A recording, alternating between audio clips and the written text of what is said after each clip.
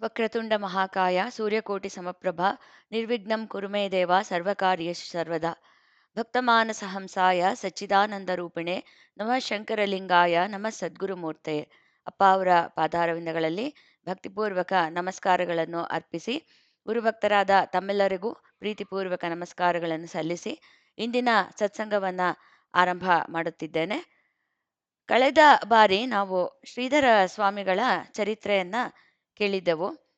ಅದರಲ್ಲಿ ಅವರ ಬಾಲ್ಯ ಹೇಗಿತ್ತು, ಅವರು ಯಾವ ಯಾವ ರೀತಿಯಾದ ಕಷ್ಟಗಳನ್ನು ಅನುಭವಿಸ್ಬೇಕಾಗಿ ಬಂತು, ಹಾಗೂ ಅವರು ಆ ಕಷ್ಟಗಳನ್ನು ಅಷ್ಟು ಸಣ್ಣ ಬಾಲಕ ಹೇಗೆ ಅದನ್ನು ನಿಭಾಯಿಸಿದ್ರು, ಆ ತಾಯಿಗೆ ಒಂದು ಸಮಾಧಾನವನ್ನು ಹೇಳಿ ಸಣ್ಣ ಬಾಲಕ ತಾಯಿಗೆ ಸಮಾಧಾನ ಮಾಡಿ ಆ ಕಷ್ಟಗಳನ್ನೆಲ್ಲ ನಿಭಾಯಿಸಿ ಕಡೆಗೆ ಎಲ್ಲರನ್ನೂ ಕಳೆದುಕೊಂಡು ಒಂಟಿಯಾಗಿ ಇದ್ದರೂ ಕೂಡ ಆ ಒಂದು ಆಧ್ಯಾತ್ಮ ಅನ್ನೋ ಒಂದು ಒಳಗಡೆ ಅವರಿಗೆ ಕಿಡಿ ಏನಿತ್ತು, ಒಂದು ಅದ್ರ ಬಗ್ಗೆ ಒಂದು ಅಭಿಲಾಷೆ ಏನಿತ್ತು, ಅದನ್ನ ಅವರು ಮುಂದುವರಿಸ್ಕೊಳ್ಳೋದಕ್ಕೆ ಸತತವಾಗಿ ಅವ್ರಿಗೆ ಅದೇ ಒಂದು ಯೋಚನೆ ಇತ್ತು ಹೊರತು ಅವ್ರಿಗೆ ಬೇರೆ ಯಾವುದು ಲೆಕ್ಕಕ್ಕೆ ಬರ್ತಾ ಇರಲಿಲ್ಲ. ಈ ಸುಖಭೋಗಗಳಾಗ್ಲಿ ಇನ್ಯಾವುದು ಅವರಿಗೆ ಅಷ್ಟು ಸಣ್ಣ ವಯಸ್ಸಿನಲ್ಲೇ ಅವರಿಗೆ ಅಂಥ ಒಂದು ವೈರಾಗ್ಯ ಇತ್ತು.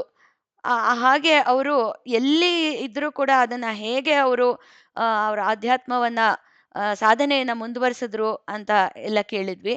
ಕಡೆಗೆ ಅವರು ಒಂದು ಸಜ್ಜನಗಡಕ್ಕೆ ಬಂದು ಸಮರ್ಥ ರಾಮದಾಸ ಸ್ವಾಮಿಗಳ ಶಿಷ್ಯರಾಗ್ತಾರೆ. ರಾಮದಾಸರು ಆಗಲೇ ಸಮಾಧಿಸ್ಥರಾಗಿರ್ತಾರೆ. ಆದರೂ ಕೂಡ ಅವರು ಅಲ್ಲಿ ಅದೆಷ್ಟು ಭಕ್ತಿಭಾವಗಳಿಂದ, ಹಾಗೆ ಅಲ್ಲಿ ಕೂಡ ಅದೆಷ್ಟು ತಮ್ಮ ದೇಹವನ್ನ ದಂಡಿಸಿ ಬಹಳ ಸೇವೆಯನ್ನ ಮಾಡ್ತಾರೆ.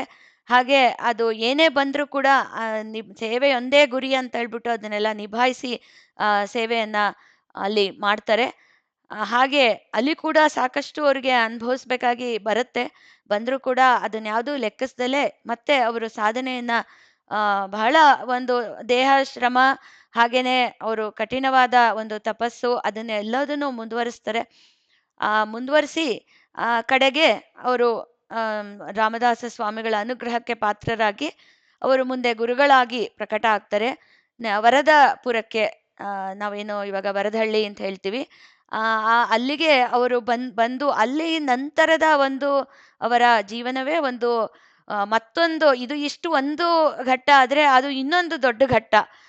ನಂತರದ ಸಾಕಷ್ಟು ಅವರ ಚರಿತ್ರೆ ನಂತರದಲ್ಲಿ ಬರುತ್ತೆ. ಅದನ್ನ ಕಳೆದ ಬಾರಿ ಅಲ್ಲಿಗೆ ನಾವು ನಿಲ್ಲಿಸಿದ್ವಿ. ಕಳೆದ ಬಾರಿ ನಿಖಿಲ್ ಅವರು ಇದನ್ನೆಲ್ಲ ನಮಗೆ ತುಂಬ ಚೆನ್ನಾಗಿ ಅವರು ತಿಳಿಸ್ಕೊಟ್ಟಿದ್ರು. ಈ ಬಾರಿ ಕೂಡ ಅವರು ಮುಂದುವರಿಸ್ತಾರೆ ಚರಿತ್ರೆನ. ನಿಖಿಲ್ ಅವರಿಗೆ ಎಲ್ಲರ ಪರವಾಗಿ ಸತ್ಸಂಗಕ್ಕೆ ಹೃತ್ಪೂರ್ವಕ ಸ್ವಾಗತವನ್ನ ಬಯಸ್ತೇನೆ, ಹಾಗೂ ಅವರು ಮುಂದುವರಿಸಬೇಕಾಗಿ ಕೇಳ್ಕೊತೇನೆ.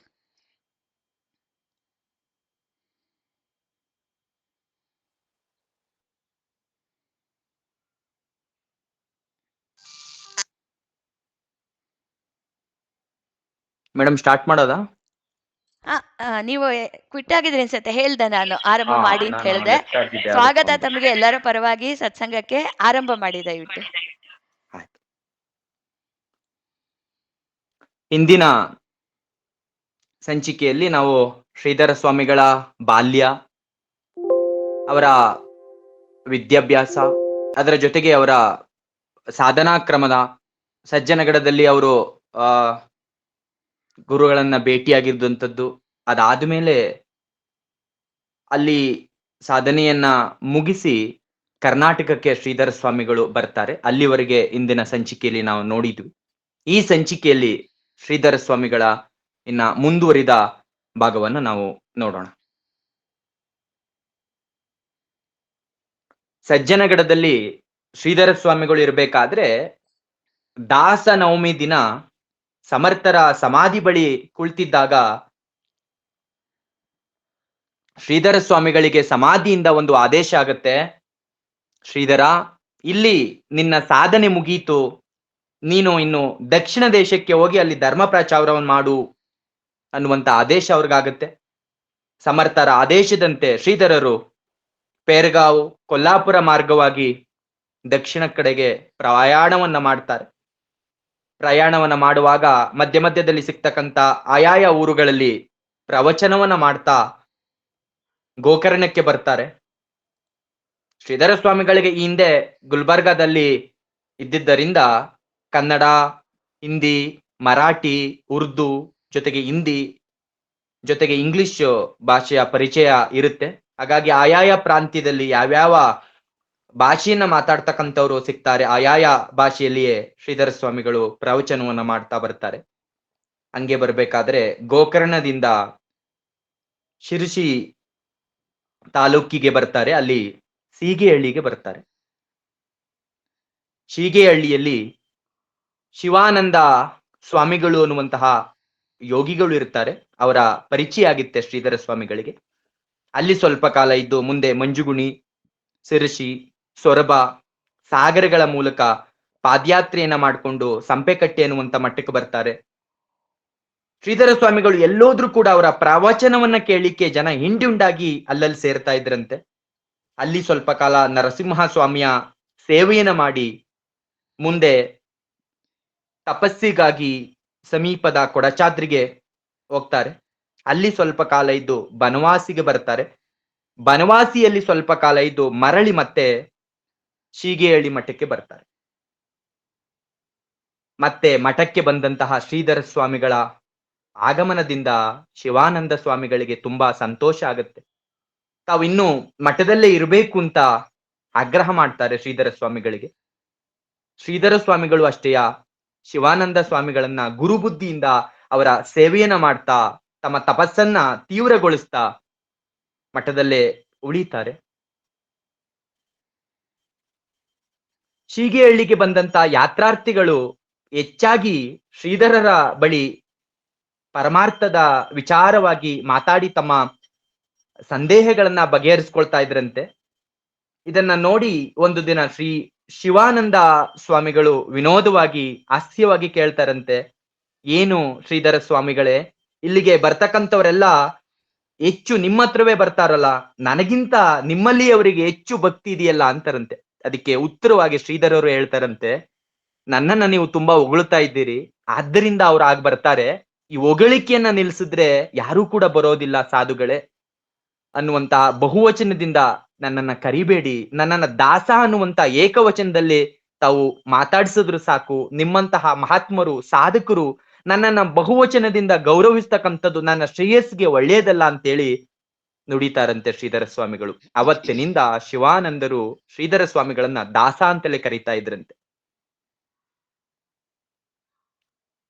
ಶೀಗೆಹಳ್ಳಿಯಲ್ಲಿ ಶ್ರೀಧರ ಸ್ವಾಮಿಗಳಿಗೂ ತಪಸ್ಸನ್ನ ಮಾಡ್ಲಿಕ್ಕೆ ವಿಶೇಷವಾಗಿರುವಂತಹ ಅವಕಾಶ ಸಿಗುತ್ತೆ. ಇದರ ಜೊತೆಗೆ ಪ್ರತಿನಿತ್ಯವೂ ಕೂಡ ಪ್ರತಿ ದಿನ ರಾತ್ರಿ ಪುರಾಣಗಳನ್ನ, ಶಾಸ್ತ್ರಗಳನ್ನ, ಹರಿಕೀರ್ತನೆಯನ್ನ, ಪ್ರವಚನಗಳನ್ನ ಮಾಡ್ತಾ ಇರ್ತಾರೆ.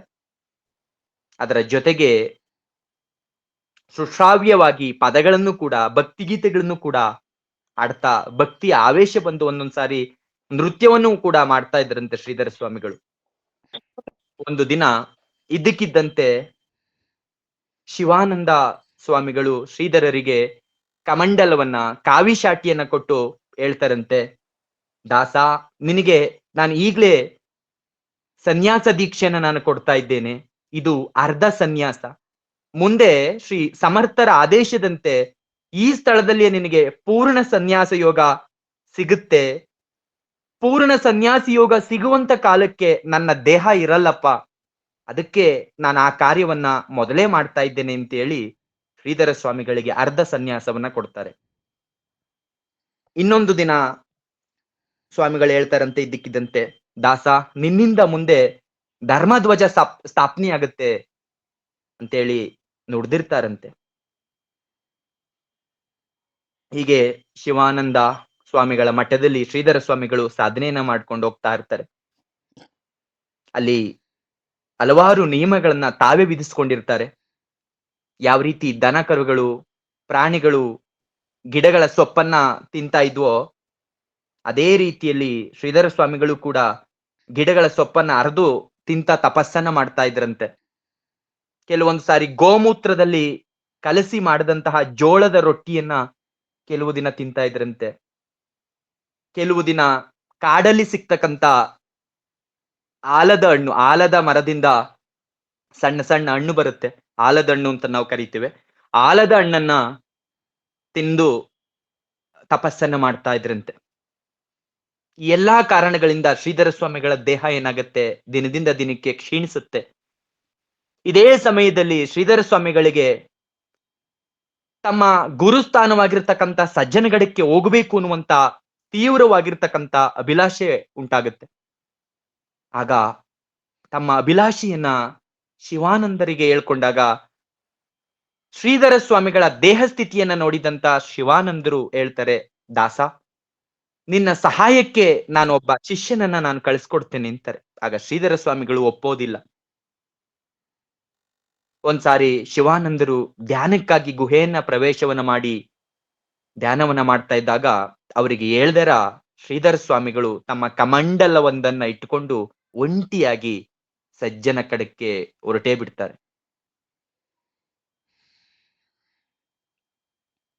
ಸ್ವಾಮಿಗಳ ಸಮರ್ಥರ ಆದೇಶದ ನಂತರ ದಕ್ಷಿಣ ದೇಶಕ್ಕೆ ಬಂದ್ರು. ಅದಾದ್ಮೇಲೆ ಮೊಟ್ಟ ಮೊದಲ ಬಾರಿಗೆ ಸಜ್ಜನ ಕಡಕ್ಕೆ ಬರ್ತಾರೆ.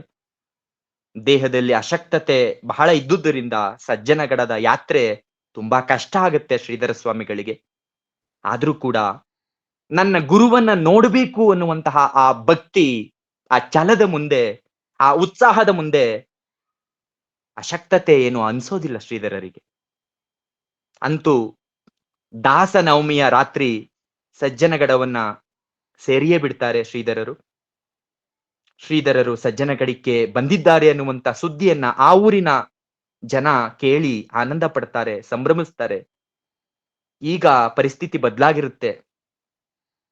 ಭಿಕ್ಷೆಯನ್ನ ಬೇಡ್ತಾ ಇದ್ದಂತಹ ಆ ಹುಡುಗನನ್ನ ನೋಡಿ ಜನ ಏನು ಕಿರಿಕಿರಿ ಮಾಡ್ತಾ ಇದ್ರು, ತೊಂದರೆ ಕೊಡ್ತಾ ಇದ್ರು, ನೋಡುವಂತ ಆ ನೋಟ ಏನಿತ್ತು, ಆ ನೋಟ ಸಂಪೂರ್ಣವಾಗಿ ಬದಲಾಗಿರುತ್ತೆ. ಈಗ ಜನರು ಭಕ್ತಿ ಗೌರವಗಳಿಂದ ಶ್ರೀಧರರನ್ನ ಕಾಣ್ತಾರೆ. ಶ್ರೀಧರರ ಅನಾರೋಗ್ಯವನ್ನ ಗಮನಿಸಿ ಯಥಾಶಕ್ತಿಯಾಗಿ ಉಪಚಾರವನ್ನ ಮಾಡ್ತಾರೆ. ಅಲ್ಲಿ ಇದ್ದಷ್ಟು ದಿನ ಶ್ರೀಧರರು ಪ್ರತಿದಿನ ಸಮರ್ಥರ ಮಂದಿರಕ್ಕೆ ಹೋಗುವಂಥದ್ದು, ನಮಸ್ಕಾರಗಳನ್ನ ಮಾಡುವಂಥದ್ದು, ಅಲ್ಲಿ ತಮ್ಮ ಪ್ರವಚನಗಳನ್ನ ನಡೆಸ್ತಾ ಇರ್ತಾರೆ. ಅಲ್ಲಿ ಹಲವಾರು ಗ್ರಂಥಗಳನ್ನ ರಚನೆಯನ್ನು ಕೂಡ ಮಾಡ್ತಾರೆ. ಸಮರ್ಥಾವತಾರ ಸ್ತೋತ್ರ, ಶ್ರೀರಾಮ ಗೌರವ, ಶ್ರೀರಾಮ ಭಕ್ತಿ ಸಾರ, ಪ್ರಾತಸ್ಮರಣೆ, ನಿತ್ಯ ಪಾಠ ರಾಮಾಯಣ, ಶ್ರೀರಾಮ ಪಾಠ, ಸಮರ್ಥ ಪಾಠ, ಪಂಚೀಕರಣ, ಸ್ವಾತ್ಮ ನಿರೂಪಣ ಇತ್ಯಾದಿ ಗ್ರಂಥಗಳನ್ನ ಮರಾಠಿ ಭಾಷೆಯಲ್ಲಿ ಶ್ರೀಧರರು ರಚನೆ ಮಾಡ್ತಾರೆ. ಹಿಂಗೆ ಸಜ್ಜನಗಡದಲ್ಲಿ ಇರಬೇಕಾದ್ರೆ ಸೀಗೆಹಳ್ಳಿಯಿಂದ ಒಂದು ಸುದ್ದಿ ಬರುತ್ತೆ, ಶಿವಾನಂದ ಸ್ವಾಮಿಗಳು ದೇಹವನ್ನ ತ್ಯಜಿಸ್ಬಿಟ್ಟಿದ್ದಾರೆ, ದೇಹವನ್ನ ಬಿಟ್ಟು ಮುಕ್ತರಾಗಿದ್ದಾರೆ ಎನ್ನುವಂತ ಸುದ್ದಿ. ಅದನ್ನ ಕೇಳಿ ಕ್ಷಣಕಾಲ ಶ್ರೀಧರ ಸ್ವಾಮಿಗಳು ದಿಗ್ಭ್ರಾಂತರಾಗ್ತಾರೆ.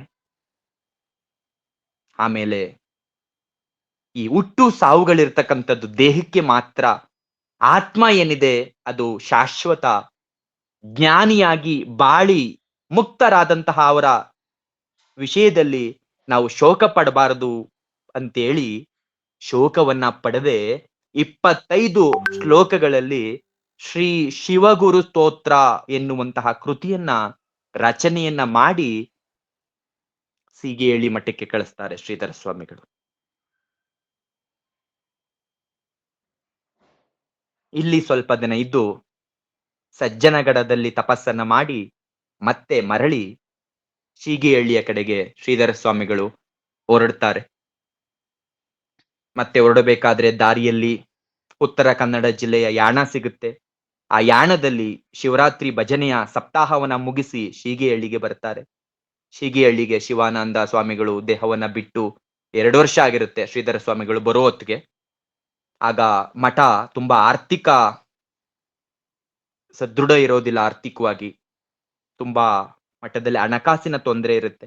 ಆಗ ಶ್ರೀಧರ ಸ್ವಾಮಿಗಳು ಬಂದು ಆ ಎಲ್ಲ ತೊಂದರೆಗಳನ್ನ ನೀಗಿಸ್ತಾರೆ. ಭಕ್ತ ಜನರಿಂದ ಬೇಕಾದಷ್ಟು ಹಣ ದೊರಕುತ್ತೆ ಮಠಕ್ಕೆ. ಮಠದಲ್ಲಿ ಶಿವಾನಂದ ಸ್ವಾಮಿಗಳ ಸಮಾಧಿ ಮಂದಿರ ನಿರ್ಮಾಣ ಆಗುತ್ತೆ. ಅಲ್ಲಿ ದತ್ತ ಜಯಂತಿ, ರಾಮನವಮಿ, ಶಂಕರ ಜಯಂತಿ, ದಾಸನವಮಿ, ಅದರ ಜೊತೆಗೆ ಶಿವಾನಂದ ಸ್ವಾಮಿಗಳ ಆರಾಧನೆಗಳು ವಿಜೃಂಭಣೆಯಿಂದ ನಡೆಯುವಾಗೆ ವ್ಯವಸ್ಥೆಯನ್ನ ಮಾಡ್ತಾರೆ. ಅದ್ರ ಜೊತೆಗೆ ಶ್ರೀಧರರು ವೇದ ಸಂಸ್ಕೃತ ಪಾಠಶಾಲೆಯೊಂದನ್ನ ಅಲ್ಲಿ ಸ್ಥಾಪನೆ ಮಾಡ್ತಾರೆ. ಮತ್ತೆ ಅಲ್ಲಿ ಇರ್ದೆರ ಮತ್ತೆ ಸಂಚಾರಕ್ಕೆ ಹೊರಡ್ತಾರೆ. ಸಂಚಾರವನ್ನ ಮಾಡ್ತಾ ಅಲ್ಲಲ್ಲಿ ಧಾರ್ಮಿಕ ಬೋಧನೆಗಳನ್ನ ಮಾಡ್ತಾ ಸರಳವಾಗಿ ಜನರಿಗೆ ಭಕ್ತಿಯ ಆ ಉತ್ತುಂಗದ ಸ್ಥಿತಿಯನ್ನ ತೋರಿಸ್ತಾ ಕಡೂರು, ಚಿಕ್ಕಮಗಳೂರು ಪ್ರಾಂತ್ಯಗಳಲ್ಲಿ ಪ್ರವಾಸವನ್ನ ಮಾಡ್ತಾರೆ. ಹಿಂಗೆ ಪ್ರವಾಸ ಮಾಡ್ಬೇಕಾದ್ರೆ ಒಂದು ದಿನ ಸಮಾಧಿಯಲ್ಲಿರ್ಬೇಕಾದ್ರೆ ಶ್ರೀಧರ ಸ್ವಾಮಿಗಳಿಗೆ ನೀನು ಪೂರ್ಣ ಸನ್ಯಾಸವನ್ನ ಸ್ವೀಕರಿಸು ಅನ್ನುವಂತಹ ಸಮರ್ಥರ ಆಜ್ಞೆಯಾಗತ್ತೆ. ಈ ಆಜ್ಞೆಯನ್ನ ಶ್ರೀಧರ ಸ್ವಾಮಿಗಳು ಭಕ್ತರಿಗೆ ಹೇಳ್ತಾರೆ. ಆಗ ಚಿತ್ರಭಾನು ಸಂವತ್ಸರದ ಕ್ರಿಸ್ತ ಶಕ 1943 ವಿಜಯದಶಮಿ ಸೋಮವಾರ ಪ್ರಾತಃ ಕಾಲ ಶೀಗಿಹಳ್ಳಿಯಲ್ಲಿ ಶ್ರೀಧರ ಸ್ವಾಮಿಗಳು ಶಾಸ್ತ್ರೋಕ್ತ ವಿಧಿಯಿಂದ ಸನ್ಯಾಸ ದೀಕ್ಷೆಯನ್ನ ಸ್ವೀಕಾರ ಮಾಡ್ತಾರೆ. ಸನ್ಯಾಸ ದೀಕ್ಷೆಯನ್ನ ಸ್ವೀಕಾರ ಮಾಡಿದ ಮೇಲೂ ಕೂಡ ತಮ್ಮ ಹೆಸರು ಶ್ರೀಧರ ಅಂತ ಇರ್ಲಿ ಅಂತೇಳಿ ಅವರು ಭಕ್ತರಿಗೆ ತಿಳಿಸಿರ್ತಾರೆ. ಆದ್ರೂ ಕೂಡ ಸಾವಿರಾರು ಜನ ಭಕ್ತರು ಏನು ಸನ್ಯಾಸ ಸ್ವೀಕಾರ ಕಾರ್ಯಕ್ರಮಕ್ಕೆ ಬಂದಿದ್ರಲ್ಲ ಅವರೆಲ್ಲರೂ ಕೂಡ ಸನ್ಯಾಸ ಸ್ವೀಕಾರ ಆದ್ಮೇಲೆ ಶ್ರೀಧರ ಸ್ವಾಮಿಗಳನ್ನ ಶ್ರೀಮತ್ ಪರಮಹಂಸ ಪರಿವ್ರಾಜಕಾಚಾರ್ಯ ಭಗವಾನ್ ಶ್ರೀ ಶ್ರೀಧರ ಸದ್ಗುರು ಮಹಾರಾಜ್ ಕಿ ಜೈ ಅಂತೇಳಿ ಜಯಘೋಷವನ್ನ ಏಕಕಂಠದಿಂದ ಒಂದೇ ಕಂಠದಿಂದ ಘೋಷಣೆಯನ್ನ ಮಾಡ್ತಾರೆ. ಅದಾದ್ಮೇಲೆ ಸೀಗಿಹಳ್ಳಿ ಮಠದ ಪಟ್ಟಾಧಿಕಾರವನ್ನ ವಹಿಸ್ಕೋಬೇಕು, ನೀವು ಪೀಠಾಧಿಪತಿ ಆಗ್ಬೇಕು ಅಂತ ಅಲ್ಲಿಯ ಜನ ಮಠದವರು ಎಲ್ಲರೂ ಕೂಡ ಬಲವಂತ ಮಾಡ್ತಾರೆ. ಆದ್ರೂ ಕೂಡ ಶ್ರೀಧರ ಸ್ವಾಮಿಗಳು ಒಪ್ಪೋದಿಲ್ಲ. ನಾನು ಮೊದಲೇ ಪ್ರತಿಜ್ಞೆ ಮಾಡಿದ್ದೇನೆ, ನಾನು ಎಲ್ಲೂ ಕೂಡ ಮಠಾಧಿಪತಿಯಾಗಿ ಕುಳಿತುಕೊಳ್ಳೋದಿಲ್ಲ ಅನ್ನುವಂತ ಮಾತನ್ನ ಹೇಳಿ ಅಲ್ಲೂ ಕೂಡ ಇರ್ದೆರ ಮತ್ತೆ ಸಂಚಾರಕ್ಕೆ ಹೊರಡ್ತಾರೆ. ಪರಿವ್ರಾಜಕ ಅಂದ್ರೆ ಆ ಶಬ್ದಕ್ಕೆ ನಿತ್ಯ ಸಂಚಾರಿ ಅನ್ನುವಂತ ಅರ್ಥ ಬರುತ್ತೆ, ಜೊತೆಗೆ ಸನ್ಯಾಸಿ ಎನ್ನುವಂತ ಅರ್ಥವೂ ಕೂಡ ಬರುತ್ತೆ. ಹಾಗಾಗಿ ಈ ಎರಡೂ ಅರ್ಥವನ್ನ ನಮ್ಮ ಶ್ರೀಧರ ಸ್ವಾಮಿಗಳು ಹೊಂದಿದ್ರು. ಎರಡೂ ಶ್ರೀಧರ ಸ್ವಾಮಿಗಳಿಗೆ ಹೊಂದಿಕೆ ಆಗ್ತಾ ಇತ್ತು ಅನ್ನುವಂಥದ್ದು ವಿಶೇಷ. ಸನಾತನ ಧರ್ಮದ ನಿಜವಾಗಿರ್ತಕ್ಕಂಥ ಅರ್ಥವನ್ನ ತಿಳಿಸ್ಕೊಡ್ತಕ್ಕಂಥದ್ದು, ಜನರನ್ನ ಅಧರ್ಮ ಮಾರ್ಗದಿಂದ ಬಿಡಿಸಿ ಸನ್ಮಾರ್ಗಕ್ಕೆ ಹಚ್ಚತಕ್ಕಂಥದ್ದು, ದೇವರಲ್ಲಿ ನಂಬಿಕೆಯನ್ನ ಹುಟ್ಟಿಸಿ ಭಕ್ತಿ ಮಾರ್ಗವನ್ನ ಬೆಳೆಸ್ತಕ್ಕಂಥದ್ದು, ಸ್ತ್ರೀಯರಿಗೆ ಸಾಧ್ವಿಗಳಾಗಿ ಬಾಳ್ತಕ್ಕಂಥ ದಾರಿಯನ್ನ ತೋರಿಸ್ಕೊಡ್ತಕ್ಕಂಥದ್ದು, ಗುರು ಹಿರಿಯರಲ್ಲಿ ಯಾವ ರೀತಿ ವಿನಯದಿಂದ ಇರಬೇಕು, ವಿಧೇಯದಿಂದ ಇರಬೇಕು, ಯಾವ ರೀತಿ ವರ್ತನೆ ಮಾಡಬೇಕು ಅನ್ನುವಂತಹ ಒಂದು ನಿಯಮವನ್ನ ಪಾಲಿಸಬೇಕು ಅನ್ನುವಂಥದ್ದನ್ನ ವಿದ್ಯಾರ್ಥಿಗಳಿಗೆ ಬೋಧನೆ ಮಾಡುವಂಥದ್ದು, ಇವೇ ಅವರ ಸಂಚಾರದ ಮುಖ್ಯ ಉದ್ದೇಶಗಳಾಗಿತ್ತು. ಅವರೆಲ್ಲೇ ಸಂಚಾರ ಮಾಡಿದ್ರು ಕೂಡ ಈ ಮೇಲಿನ ವಾಕ್ಯಗಳನ್ನ ಹೇಳ್ತಾ ಇದ್ರು, ಅದಕ್ಕೆ ಒತ್ತು ಕೊಡ್ತಾ ಇದ್ರು. ಕನ್ನಡ ನಾಡಿನ ಎಲ್ಲಾ ಪ್ರದೇಶಗಳಲ್ಲೂ ಕೂಡ ವಿಶೇಷವಾಗಿ ಸಂಚಾರವನ್ನ ಮಾಡಿದ್ದಾರೆ ಶ್ರೀಧರ ಸ್ವಾಮಿಗಳು. ರಾಮೇಶ್ವರದಿಂದ ಬದರಿ ಕ್ಷೇತ್ರದವರೆಗೆ ಭರತ ಖಂಡದಲ್ಲಿ ಹಲವು ಬಾರಿ ಸುತ್ತಿದ್ದಾರೆ. ಸಜ್ಜನಗಡಕ್ಕೆ ಮತ್ತೆ ಮತ್ತೆ ಹೋಗ್ತಾರೆ, ಮತ್ತೆ ಮತ್ತೆ ಬರ್ತಾರೆ. ಈ ಕನ್ನಡ, ಮರಾಠಿ, ಉರ್ದು, ಹಿಂದಿ, ಇಂಗ್ಲಿಷ್ ಭಾಷೆಗಳು ಅವರಿಗೆ ಸ್ವಾಧೀನ ಆಗಿರೋದ್ರಿಂದ ಆಯಾಯ ಪ್ರಾಂತ್ಯಗಳಲ್ಲಿ ಅವರಿಗೆ ಬೇಕಾದಂತ ಭಾಷೆಗಳಲ್ಲಿ ಉಪನ್ಯಾಸವನ್ನ ಕೊಡ್ತಾ ಇದ್ರು ಶ್ರೀಧರ ಸ್ವಾಮಿಗಳು. ದಿನ ದಿನ ಶ್ರೀಧರ ಸ್ವಾಮಿಗಳ ಭಕ್ತರ ಸಂಖ್ಯೆ ಹೆಚ್ಚುತ್ತಾ ಹೋಗುತ್ತೆ.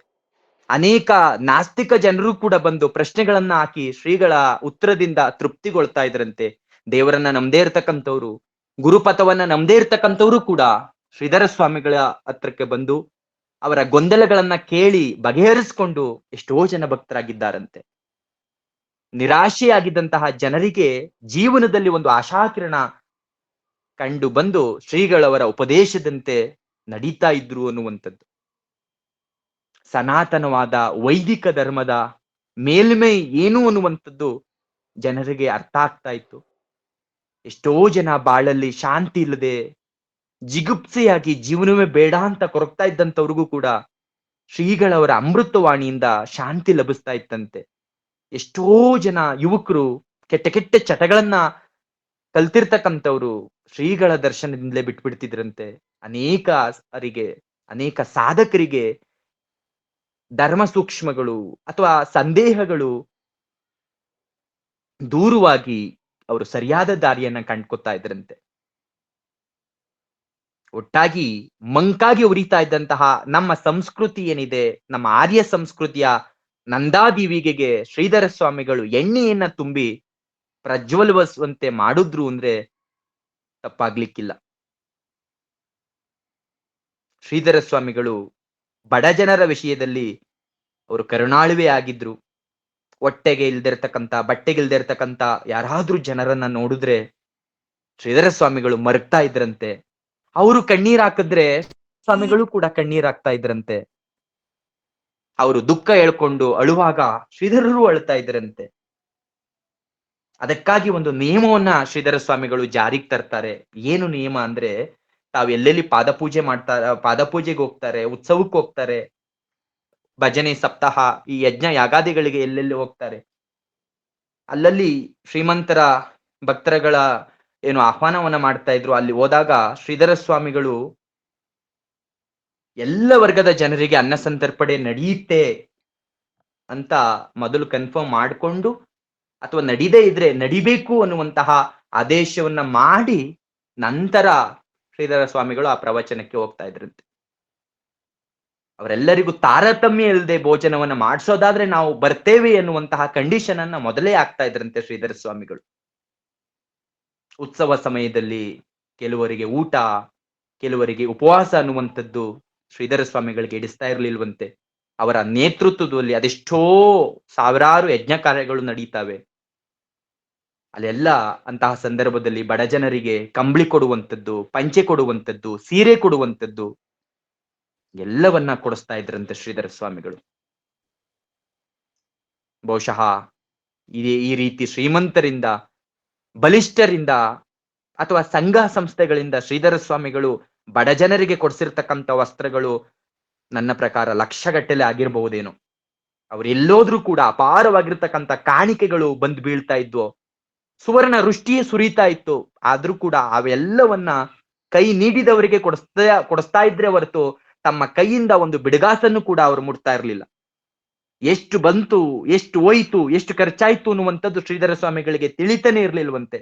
ಹಣವನ್ನ ಹುಲ್ಲಿಗಿಂತ ಕಡೆಯಾಗಿ ಕಾಣ್ತಕ್ಕಂತ ಇಂತಹ ಸನ್ಯಾಸಿಯನ್ನ ಜನ ಹಿಂದೆ ಯಾವತ್ತೂ ಕಂಡಿರ್ಲಿಲ್ಲ ಅಂದ್ರೆ ತಪ್ಪಾಗ್ಲಿಕ್ಕಿಲ್ಲ. ಅಂತ ಜನ ಶ್ರೀಧರ ಸ್ವಾಮಿಗಳಿಗೆ ಕಾಣಿಕೆಯನ್ನು ಅರ್ಪಿಸಿದ್ರೆ ನಾವು ಧನ್ಯರಾದು ಅಂತ ಅವ್ರು ತಿಳ್ಕೊತಾ ಇದ್ರಂತೆ. ಹಿಂಗೆ ಶ್ರೀಧರ ಸ್ವಾಮಿಗಳು ಕರ್ನಾಟಕದಾದ್ಯಂತ ಸಂಚಾರವನ್ನ ಮಾಡಿ ಪ್ರವಚನವನ್ನ ಕೊಡ್ತಾ, ಸಾಗರಕ್ಕೆ ಸುಮಾರು 4 ಮೈಲಿಗಳ ದೂರದಲ್ಲಿರ್ತಕ್ಕಂಥ ವರದಹಳ್ಳಿ ಅಥವಾ ಒದ್ದಳ್ಳಿ ಅನ್ನುವಂತ ಒಂದು ಚಿಕ್ಕ ಗ್ರಾಮಕ್ಕೆ ಬರ್ತಾರೆ. ಈ ಚಿಕ್ಕ ಗ್ರಾಮ ಅಷ್ಟಾಗಿ ಯಾರ ಗಮನವನ್ನು ಕೂಡ ಇದು ಸೆಳೆದಿರೋದಿಲ್ಲ. ಯಾಕೆ ಅಂದ್ರೆ ಇದರ ಸುತ್ತ ಬೆಟ್ಟಗಳು, ಒಂದು ದೊಡ್ಡ ಕಾಡಿತ್ತಂತೆ ಆಗ. ಎತ್ತರವಾಗಿ ಬೆಳೆದಂತ ಹೆಮ್ಮರಗಳು, ಬೆಟ್ಟಗಳ ನಡುವೆ ಅಲ್ಲಿಯ ಲೋಕಲೈಟ್ ಸ್ಥಳೀಕರು ಬೆಳೆಸಿದಂತ ಅಡಿಕೆ ತೋಟ, ಭತ್ತದ ಚಿಕ್ಕ ಚಿಕ್ಕ ಗದ್ದೆಗಳು ಕಾಣ್ತಿದ್ದುವಂತೆ. ಅಲ್ಲಿ ಒಂದು ಜಗದಾಂಬ ಮಂದಿರ ಇತ್ತಂತೆ. ಅದು ಪ್ರಾಚೀನವಾಗಿರುವಂತದ್ದು, ಈಗ್ಲೂ ಕೂಡ ಇದೆ ಅದು. ಜಗದಾಂಬ ಮಂದಿರ. ತಾಯಿ ದುರ್ಗಾಂಬ ರಾಕ್ಷಸ ಒಬ್ಬನನ್ನ ತನ್ನ ಕಾಲಿಂದ ಒದಿತಾಳೆ, ಒದ್ದು ಸಂಹಾರ ಮಾಡ್ತಾಳಂತೆ. ಒದ್ದು ಸಂಹಾರ ಮಾಡಿದ್ದಕ್ಕಾಗಿ ಆ ಊರಿಗೆ ಒದ್ದಳ್ಳಿ ಅನ್ನುವಂತ ಹೆಸರು ಬಂತು. ಈಗ್ಲೂ ಕೂಡ ಆ ಜಗದಾಂಬ ತಾಯಿಯ ಆ ಭಂಗಿ ಏನಿದೆ, ಆ ಭಂಗಿ ಸಂಹಾರ ಮಾಡೋ ರೀತಿಯಲ್ಲೇ ಭಂಗಿ ಇದೆ, ಆ ಕಾಲಿನಲ್ಲಿ ಒದೆಯೋ ರೀತಿಯಲ್ಲೇ ಭಂಗಿ ಇದೆ. ಅದೊಂದು ವಿಗ್ರಹವನ್ನ ನೋಡ್ತಾ ಇದ್ರೆ ಎಂತರಿಗೂ ಕೂಡ ಮೈ ರೋಮಾಂಚನ ಆಗುತ್ತೆ, ಭಕ್ತಿ ಬರುತ್ತೆ. ಅಂತಹ ವಿಗ್ರಹ ನಾನು ನೋಡಿದ್ದೇನೆ, ಅದ್ಭುತವಾಗಿದೆ ವಿಗ್ರಹ. ಆ ಬೆಟ್ಟದಲ್ಲಿ ಒಂದು ಉದ್ದವಾದ ದೊಡ್ಡ ಗುಹೆ ಕೂಡ ಇದೆ. ಅದನ್ನ ವ್ಯಾಸ ಗುಹೆ ಅಂತ ಕರೀತಾರೆ. ವ್ಯಾಸರು ತಪಸ್ಸನ್ನ ಮಾಡಿದಂತ ಜಾಗ. ವ್ಯಾಸರೇ ಆ ಜಗದಾಂಬ ತಾಯಿಯನ್ನ ವಿಗ್ರಹವನ್ನ ಪ್ರತಿಷ್ಠಾಪನೆ ಮಾಡಿದ್ದಾರೆ ಅನ್ನುವಂಥದ್ದು ಐತಿಹ್ಯ. ವ್ಯಾಸರು, ಅಗಸ್ತ್ಯ ಮಹರ್ಷಿಗಳು ಕೂಡ ಇಲ್ಲಿ ತಪಸ್ಸನ್ನ ಮಾಡಿದ್ದಾರೆ ಅನ್ನುವಂಥದ್ದು ಜನರ ಹೇಳಿಕೆ. ಇಲ್ಲೊಂದು ಹಿಂದೆ ಸುಮಾರು ಶತಮಾನಗಳ ಹಿಂದೆ ಒಂದು ಯಾವುದೋ ಒಂದು ಸನ್ಯಾಸಿ ಮಠ ಇತ್ತಂತೆ. ಅದು ಉತ್ತರಾಧಿಕಾರಿ ಇಲ್ಲದೆ ಪಾಳು ಬಿದ್ದಿತ್ತಂತೆ ಮಠ. ಅದನ್ನ ನೋಡ್ತಾರೆ ಶ್ರೀಧರರು. ಅದರ ಜೊತೆಗೆ ಅಲ್ಲಿ 2 ಕೊಳ ಇರುತ್ತೆ, ಹಳೆ ಕಾಲದ 2 ಕೊಳ. ಅದು ದೇವಿ ತೀರ್ಥ, ಅಗಸ್ತ್ಯ ತೀರ್ಥ ಅಂತ 2 ಕೊಳ. ಅವೆಲ್ಲವನ್ನ ನೋಡಿ ಶ್ರೀಧರ ಸ್ವಾಮಿಗಳು 1953ನೇ ಇಸ್ವಿನಲ್ಲಿ ಅವರು ಅಲ್ಲಿಗೆ ಬರ್ತಾರೆ, ವರದಳ್ಳಿಗೆ. ಸುತ್ತಲ ಪರಿಸರವನ್ನ ವೀಕ್ಷಣೆ ಮಾಡಿದಂತ ಶ್ರೀಧರ ಸ್ವಾಮಿಗಳಿಗೆ ಅದೇನು ಒಳಿತೋ ಏನೋ, ಅವ್ರು ಹೇಳ್ತಾರೆ ಇದೊಂದು ಪವಿತ್ರವಾದ ಸ್ಥಳ, ಹಿಂದೆ ಋಷಿಗಳು ತಪಸ್ಸು ಮಾಡಿದ್ದಂತಹ ಪುಣ್ಯ ಕ್ಷೇತ್ರ ಇದು, ಇಲ್ಲಿ ಆಶ್ರಮವನ್ನ ಸ್ಥಾಪಿಸ್ಬೇಕು ಅಂತೇಳಿ ತಮ್ಮ ನಿರ್ಧಾರವನ್ನ ತಮ್ಮ ಭಕ್ತರಿಗೆ ತಿಳಿಸ್ತಾರೆ. ಭಕ್ತರಿಗೆ ತಿಳಿಸಿದ ಮೇಲೆ ಭಕ್ತರೆಲ್ಲ ಸೇರಿ ಒಂದು ಕುಟೀರವನ್ನ ನಿರ್ಮಾಣ ಮಾಡ್ತಾರೆ. ಜಗದಂಬ ದೇವಾಲಯ ಏನಿದೆ ಅದರ ಹಿಂಬದಿಯ ಬೆಟ್ಟದ ಮೇಲೆ ಕುಟೀರವನ್ನ ಮಾಡ್ತಾರೆ. ಅದಕ್ಕೆ ಶ್ರೀಧರ ಆಶ್ರಮ ಅಂತ ಹೆಸರನ್ನ ಇಡ್ಲಾಗುತ್ತೆ. ಮೊಟ್ಟ ಮೊದಲ ಬಾರಿಗೆ 1954ರಲ್ಲಿ ಶ್ರೀಧರ ಸ್ವಾಮಿಗಳು ಚಾತುರ್ಮಾಸ್ಯವನ್ನ ಆ ಕುಟೀರದಲ್ಲೇ ಮಾಡ್ತಾರೆ. ಇದೇ ವರ್ಷ ವಿಜಯದಶಮಿಯ ದಿನ ವಿಶ್ವ ಧರ್ಮದ ಉದ್ಧಾರಕ್ಕಾಗಿ ಅದರ ಪ್ರತೀಕವಾಗಿ ಬೆಟ್ಟದ ಮೇಲೆ ಪಂಚಲೋಹದಿಂದ ನಿರ್ಮಿತವಾಗಿರ್ತಕ್ಕಂಥ ಧರ್ಮಧ್ವಜವನ್ನು ಕೂಡ ಸ್ಥಾಪನೆ ಮಾಡ್ತಾರೆ. ಈ ಹಿಂದೆ ಸೀಗಿಹಳ್ಳಿಯ ಮಠದಲ್ಲಿದ್ದಂತಹ ಸಂದರ್ಭದಲ್ಲಿ ಶಿವಾನಂದ ಸ್ವಾಮಿಗಳು ಹೇಳಿದಂತ ಭವಿಷ್ಯ ಈಗ ನಿಜ ಆಗಿರುತ್ತೆ. ಶ್ರೀಗಳವರು ಜಗದಂಬ ದೇವಾಲಯದ ಜೀರ್ಣೋದ್ಧಾರವನ್ನ ಮಾಡ್ತಾರೆ, ಅಷ್ಟಬಂಧನವನ್ನ ನಡೆಸ್ತಾರೆ. ಅಲ್ಲಿ ತ್ರಿಕಾಲದಲ್ಲಿಯೂ ಕೂಡ ಪೂಜೆ ನಡೆಯಲಿಕ್ಕೆ ಅನುಕೂಲ ಮಾಡ್ತಾರೆ. ಮಹಾತ್ಮರು ಎಲ್ಲಿ ನೆಲೆಸ್ತಾರೋ ಆ ಸ್ಥಳ ಯಾತ್ರಾ ಸ್ಥಳ ಆಗುತ್ತೆ, ಅದೊಂದು ಪುಣ್ಯ ಸ್ಥಳ ಆಗುತ್ತೆ. ಯಾವಾಗ ಶ್ರೀಧರ ಸ್ವಾಮಿಗಳು ಇಲ್ಲಿ ವಾಸ ಮಾಡ್ಲಿಕ್ಕೆ ಪ್ರಾರಂಭ ಮಾಡಿದ್ರೋ ಆಗಿನಿಂದ ಆ ಒದ್ದಳ್ಳಿಯ ಪರಿಸರ ಶ್ರೀ ಕ್ಷೇತ್ರ ವರದಪುರ ಅಂತೆ ಪ್ರಸಿದ್ಧವಾಗುತ್ತೆ. ಸಾವಿರಾರು ಸಂಖ್ಯೆಯಲ್ಲಿ ಯಾತ್ರಿಕರು ಬರ್ಲಿಕ್ಕೆ ಆರಂಭ ಮಾಡ್ಕೋತಾರೆ. ಯಾತ್ರಿಕರ ಸೌಕರ್ಯಕ್ಕಾಗಿ, ಅನುಕೂಲಕ್ಕಾಗಿ ಚಂದ್ರಶಾಲೆ, ಪಾಕಶಾಲೆ, ಸ್ಥಾನ, ಈ ಕಾರ್ಯಾಲಯಗಳು, ಮತ್ತೆ ಒಂದು ವಿಶಾಲವಾಗಿರ್ತಕ್ಕಂಥ ಒಂದು ಗೋಶಾಲೆಯು ಕೂಡ ಅಲ್ಲಿ ನಿರ್ಮಾಣ ಆಗುತ್ತೆ. ಅದ್ರ ಜೊತೆಗೆ ವೇದ ಸಂಸ್ಕೃತಿ ಪಾಠಶಾಲೆಯನ್ನು ಕೂಡ ಸ್ಥಾಪನೆ ಮಾಡಲಾಗುತ್ತೆ. ಪುರಾಣ ಪ್ರವಚನಗಳು, ಹರಿಕಥೆಗಳು, ಧಾರ್ಮಿಕ ಉಪನ್ಯಾಸಗಳು ಪ್ರತಿದಿನ ನಡೀಲಿಕ್ಕೆ ಆರಂಭ ಆಗುತ್ತೆ. ಅಲ್ಲಿ ಬಗೆ ಬಗೆಯ ಉತ್ಸವಗಳು ನಡೆಯುತ್ತೆ. ಲೋಕ ಕಲ್ಯಾಣಕ್ಕಾಗಿ ವಿವಿಧ ರೀತಿಯ ಹೋಮಗಳು, ಯಜ್ಞಗಳು, ರಾಮತಾರಕ ಹೋಮ ಇತ್ಯಾದಿಗಳು ಅಲ್ಲಿ ನಡೀತಾ ಇರುತ್ತೆ. ಯಾತ್ರೆಗೆ ಬರ್ತಕ್ಕಂತ ಅವರಿಗೆ ಬಡವರು ಬಲ್ಲಿದರಿಗೂ ಕೂಡ ಯಾವ ಭೇದವೂ ಇಲ್ಲದಂತೆ ಊಟ ಉಪಚಾರಗಳ ವ್ಯವಸ್ಥೆ ಆಗುತ್ತೆ. ವರದಹಳ್ಳಿಯ ದಿಶೆಯೇ ಬದಲಾಗೋಗುತ್ತೆ. ಇಲ್ಲಿ ಶ್ರೀಧರ ಸ್ವಾಮಿಗಳು ಶ್ರೀಧರ ಸಂದೇಶ ಅನ್ನುವಂತಹ ಮಾಸಪತ್ರಿಕೆಯನ್ನ ಪ್ರಾರಂಭ ಮಾಡ್ತಾರೆ.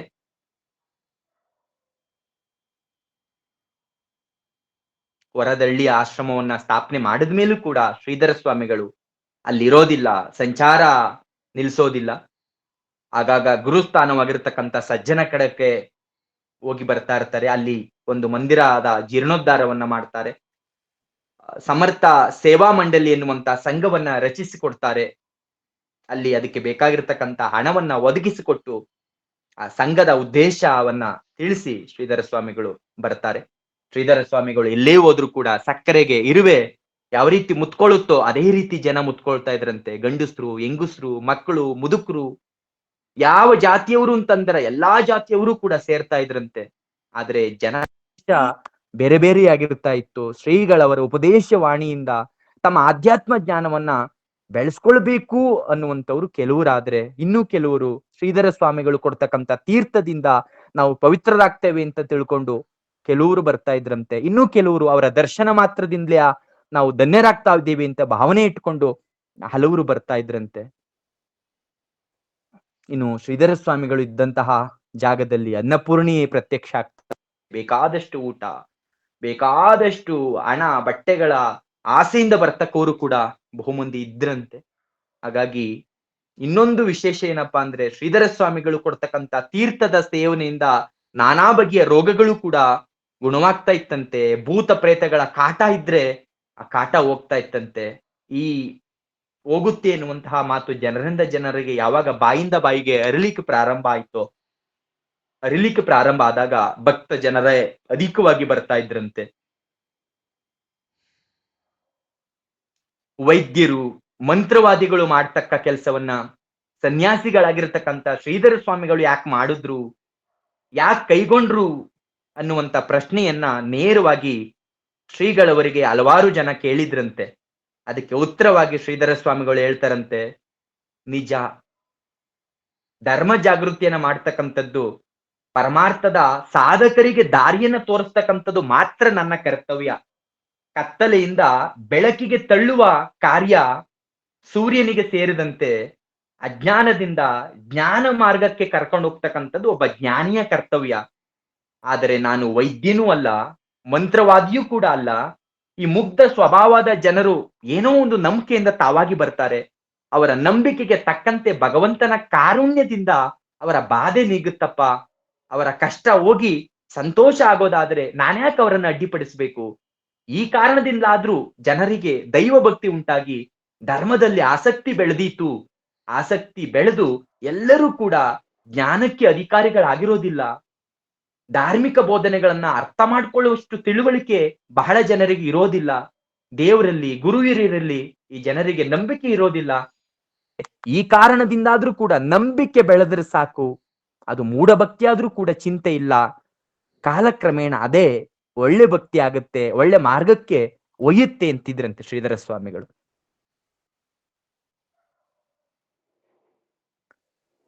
ಸನ್ಯಾಸವನ್ನ ಸ್ವೀಕರಿಸಿದ ಸುಮಾರು 26 ವರ್ಷಗಳು ಕಳೆಯುತ್ತೆ.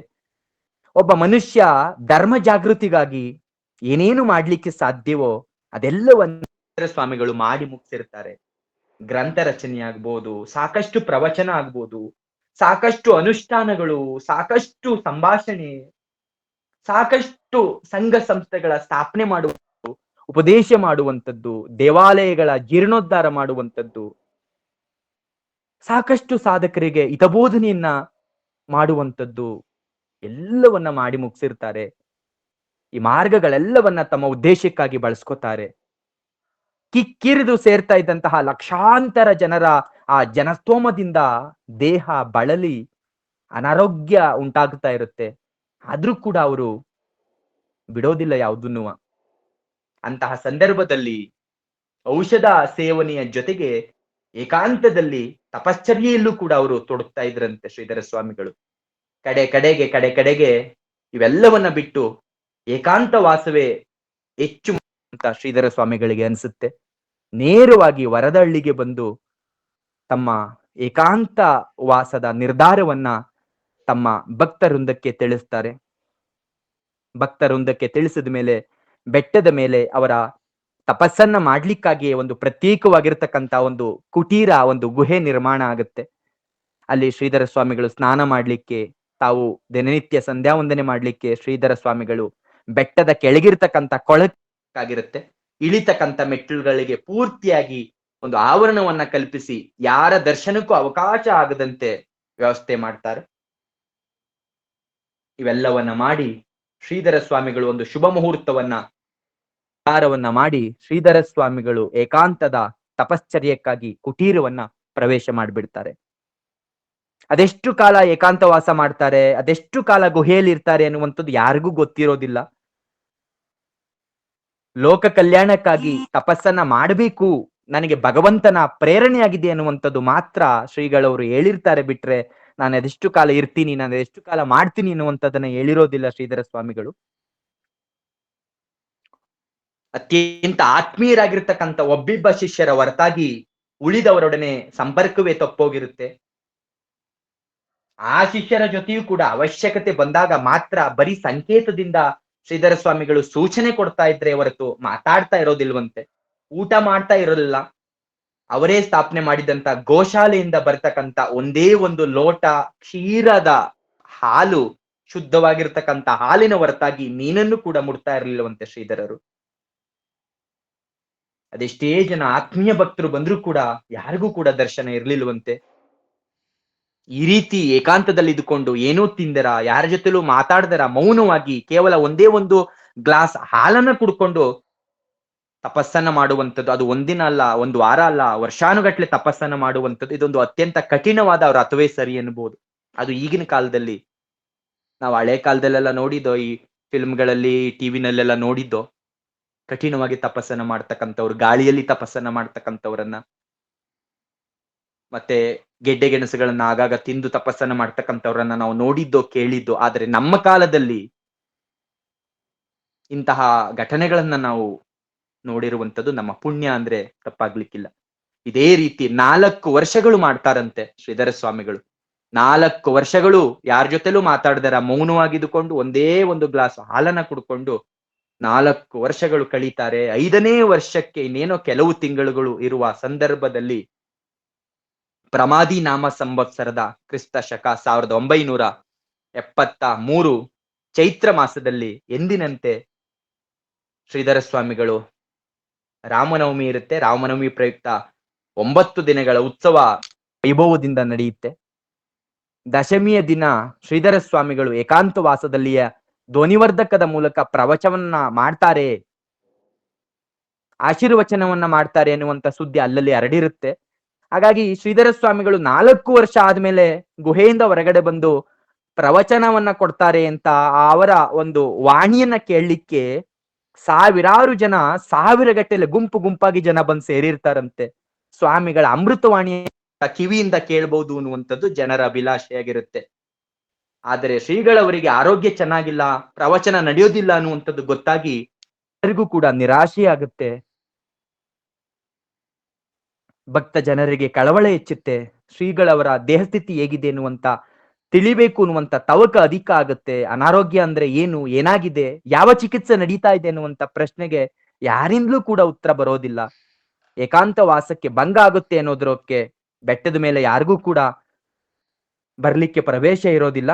ಹಾಗಾಗಿ ಸ್ವಾಮಿಗಳವರ ಅನಾರೋಗ್ಯ ಸ್ಥಿತಿಯಲ್ಲಿ ಈ ಆಜ್ಞೆಯನ್ನ ಯಾರು ಹೊಡೆಸಿದ್ರು ಅಂತ ಯಾರಿಗೂ ಕೂಡ ಗೊತ್ತಾಗೋದಿಲ್ಲ. ಹೀಗೆ ದೇಹ ಸ್ಥಿತಿ ದಿನದಿಂದ ದಿನಕ್ಕೆ ಹದಗೆಡ್ತಾ ಇದೆ ಎನ್ನುವಂತ ಗಾಳಿ ಸುದ್ದಿ ದಿನವೂ ಕೂಡ ಪ್ರಸಾರ ಆಗ್ತಾ ಇತ್ತು. ಚೈತ್ರ ಬಹುಳ ಬಿದಿಗೆ ಗುರುವಾರ ತಾರೀಕು 19/4/1973 ಆಶ್ರಮದ ಯಾರ ಮುಖದಲ್ಲೂ ಕೂಡ ಅವತ್ತು ಕಳೆ ಇರೋದಿಲ್ಲ. ಯಾವುದೋ ಒಂದು ಕಪ್ಪು ನೆರಳು ತಮ್ಮನ್ನ ಆವರಿಸ್ತಾ ಇದೆ ಎನ್ನುವಂಥದ್ದು ಜನರ ಮನಸ್ಸಿಗೆ ತೋರ್ತಾ ಇತ್ತಂತೆ. ಅವತ್ತಿನ ದಿನ ಪ್ರಾತಃ ಕಾಲ ಬೆಳಿಗ್ಗೆ 9 ಗಂಟೆಯ ಸರಿ ಸುಮಾರಿಗೆ ಭಗವಾನ್ ಶ್ರೀಧರ ಸ್ವಾಮಿಗಳು ತಮ್ಮ ದೇಹವನ್ನ ತ್ಯಜಿಸಿದ್ರು ಅನ್ನುವಂತ ಸುದ್ದಿ ಮುಟ್ಟುತ್ತೆ. ಶ್ರೀಧರ ಸ್ವಾಮಿಗಳು ಪರಮಾತ್ಮನಲ್ಲಿ ಲೀನವಾಗಿ ಹೋಗ್ತಾರೆ. ಕರ್ನಾಟಕ ಮತ್ತು ಮಹಾರಾಷ್ಟ್ರಗಳ ಆಕಾಶವಾಣಿ ಕೇಂದ್ರಗಳಿಂದ ಈ ಸುದ್ದಿ ಪ್ರಸಾರ ಆಗುತ್ತೆ. ಪ್ರಸಾರ ಆಗಿದ್ದೇ ತಡ ಸಮುದ್ರದ ಅಲೆಗಳಂತೆ ಜನ ವರದಹಳ್ಳಿಗೆ ಹರಿದು ಬರುತ್ತೆ. ಶ್ರೀಧರ ಸ್ವಾಮಿಗಳ ಅಂತ್ಯ ದರ್ಶನವನ್ನ ಪಡೆಯುತ್ತೆ. ಅನಂತರ ಶಾಸ್ತ್ರೋಕ್ತ ವಿಧಿಯಂತೆ ಶ್ರೀಗಳವರ ಪಾರ್ಥಿವ ದೇಹವನ್ನ ವರದಹಳ್ಳಿಯಲ್ಲೇ ಸಮಾಧಿ ಮಾಡಲಾಗುತ್ತೆ. ಸುಮಾರು 65 ವರ್ಷಗಳ ಕಾಲ ಧರ್ಮ ಜಾಗೃತಿಯನ್ನ ಮಾಡ್ತಾ ಲೋಕ ಕಲ್ಯಾಣಕ್ಕಾಗಿ ಯಾವುದು ಸ್ವಾರ್ಥ ಇಟ್ಕೊಳ್ದಾರ, ಬದುಕಿನುದ್ದಕ್ಕೂ ಕೂಡ ಕಾಮ ಕಾಂಚಾಣವನ್ನ ಕಣ್ಣಲ್ಲೂ ನೋಡ್ದಾರ, ಕೈಯಲ್ಲೂ ಮುಟ್ಟಿದಾರ, ಆತ್ಮ ನಕ್ಷತ್ರವಾಗಿ ಮಿನುಗಿದಂತವ್ರು, ಧರ್ಮಕ್ಕಾಗಿಯೇ ಶ್ರಮಿಸಿದಂತವ್ರು, ಭಕ್ತರಿಗಾಗಿಯ ತಪಸ್ಸನ್ನ ಮಾಡಿ ಅತ್ಯಂತ ಕಠಿಣ ತಪಸ್ಸನ್ನ ಭಕ್ತರ ಉದ್ಧಾರಕ್ಕಾಗಿಯೇ ಮಾಡಿದಂತವ್ರು, ಪರಮಾತ್ಮನ ಅನುಭವದ ರಹಸ್ಯವನ್ನ ಸರಳ ಭಾಷೆ, ಅತ್ಯಂತ ಸರಳ ಭಾಷೆಯಲ್ಲಿ, ಜನರ ಆಡು ಭಾಷೆಯಲ್ಲಿ ಜನರಿಗೆ ಮುಟ್ಟಿಸಿ ಒದ್ದಳ್ಳಿಯನ್ನ ವರದಪುರ ಮಾಡಿ ನಂಬಿದ ಭಕ್ತರಿಗೆ ವರಪುರುಷರೇ ಆದಂತಹ ಶ್ರೀಧರ ಸ್ವಾಮಿಗಳು ದೇಹ ವಿಶ್ವವ್ಯಾಪಿ ಆಗುತ್ತೆ.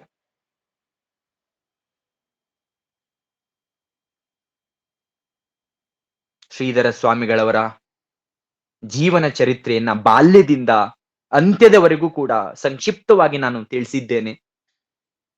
ಅನಾಥನಾಗಿ ದಿಕ್ಕಿಲ್ಲದ ಒಬ್ಬ ಬಾಲಕ ತನ್ನ ಹಠದಿಂದ, ಛಲದಿಂದ, ಮಹತ್ತರವಾದ ಸಾಧನೆಯಿಂದ ಇಷ್ಟು ಕೀರ್ತಿಶಾಲಿಯಾಗಿ ಬಾಳಿದ್ದುದು ಒಂದು ಅಚ್ಚರಿ. ಪ್ರತ್ಯಕ್ಷವಾಗಿ ಕಂಡಂತವರು ಈಗ್ಲೂ ಕೂಡ ಇವತ್ತಿಗೂ ಕೂಡ ಇರೋದ್ರಿಂದ ನಾವು ಅದನ್ನ ನಂಬಲೇಬೇಕಾಗಿದೆ. ಮನುಷ್ಯನ ಪ್ರಯತ್ನಕ್ಕೆ ಅಸಾಧ್ಯವಾದದ್ದು ಯಾವುದು ಇಲ್ಲ ಅನ್ನೋದಕ್ಕೆ ಇದೊಂದು ಉದಾಹರಣೆ ಅಂತ ಹೇಳಿದ್ರೆ ತಪ್ಪಾಗ್ಲಿಕ್ಕಿಲ್ಲ. ಕರ್ನಾಟಕದಲ್ಲಿ, ಮಹಾರಾಷ್ಟ್ರದಲ್ಲಿ ಶ್ರೀಧರ ಸ್ವಾಮಿಗಳ ಭಕ್ತರ ದಂಡೇ ಇದೆ. ಸ್ವಾಮಿಗಳ ಉಪದೇಶವನ್ನ ಪಡಿಲಿಕ್ಕೆ ಜರ್ಮನಿಯಿಂದಲೂ ಕೂಡ ವಿದ್ವಾಂಸರು ಬಂದಿದ್ರಂತೆ. ಜರ್ಮನಿಯಲ್ಲೂ ಕೂಡ ಶ್ರೀಧರ ಸ್ವಾಮಿಗಳ ಆಶ್ರಮ ಹೊಂದಿದೆ.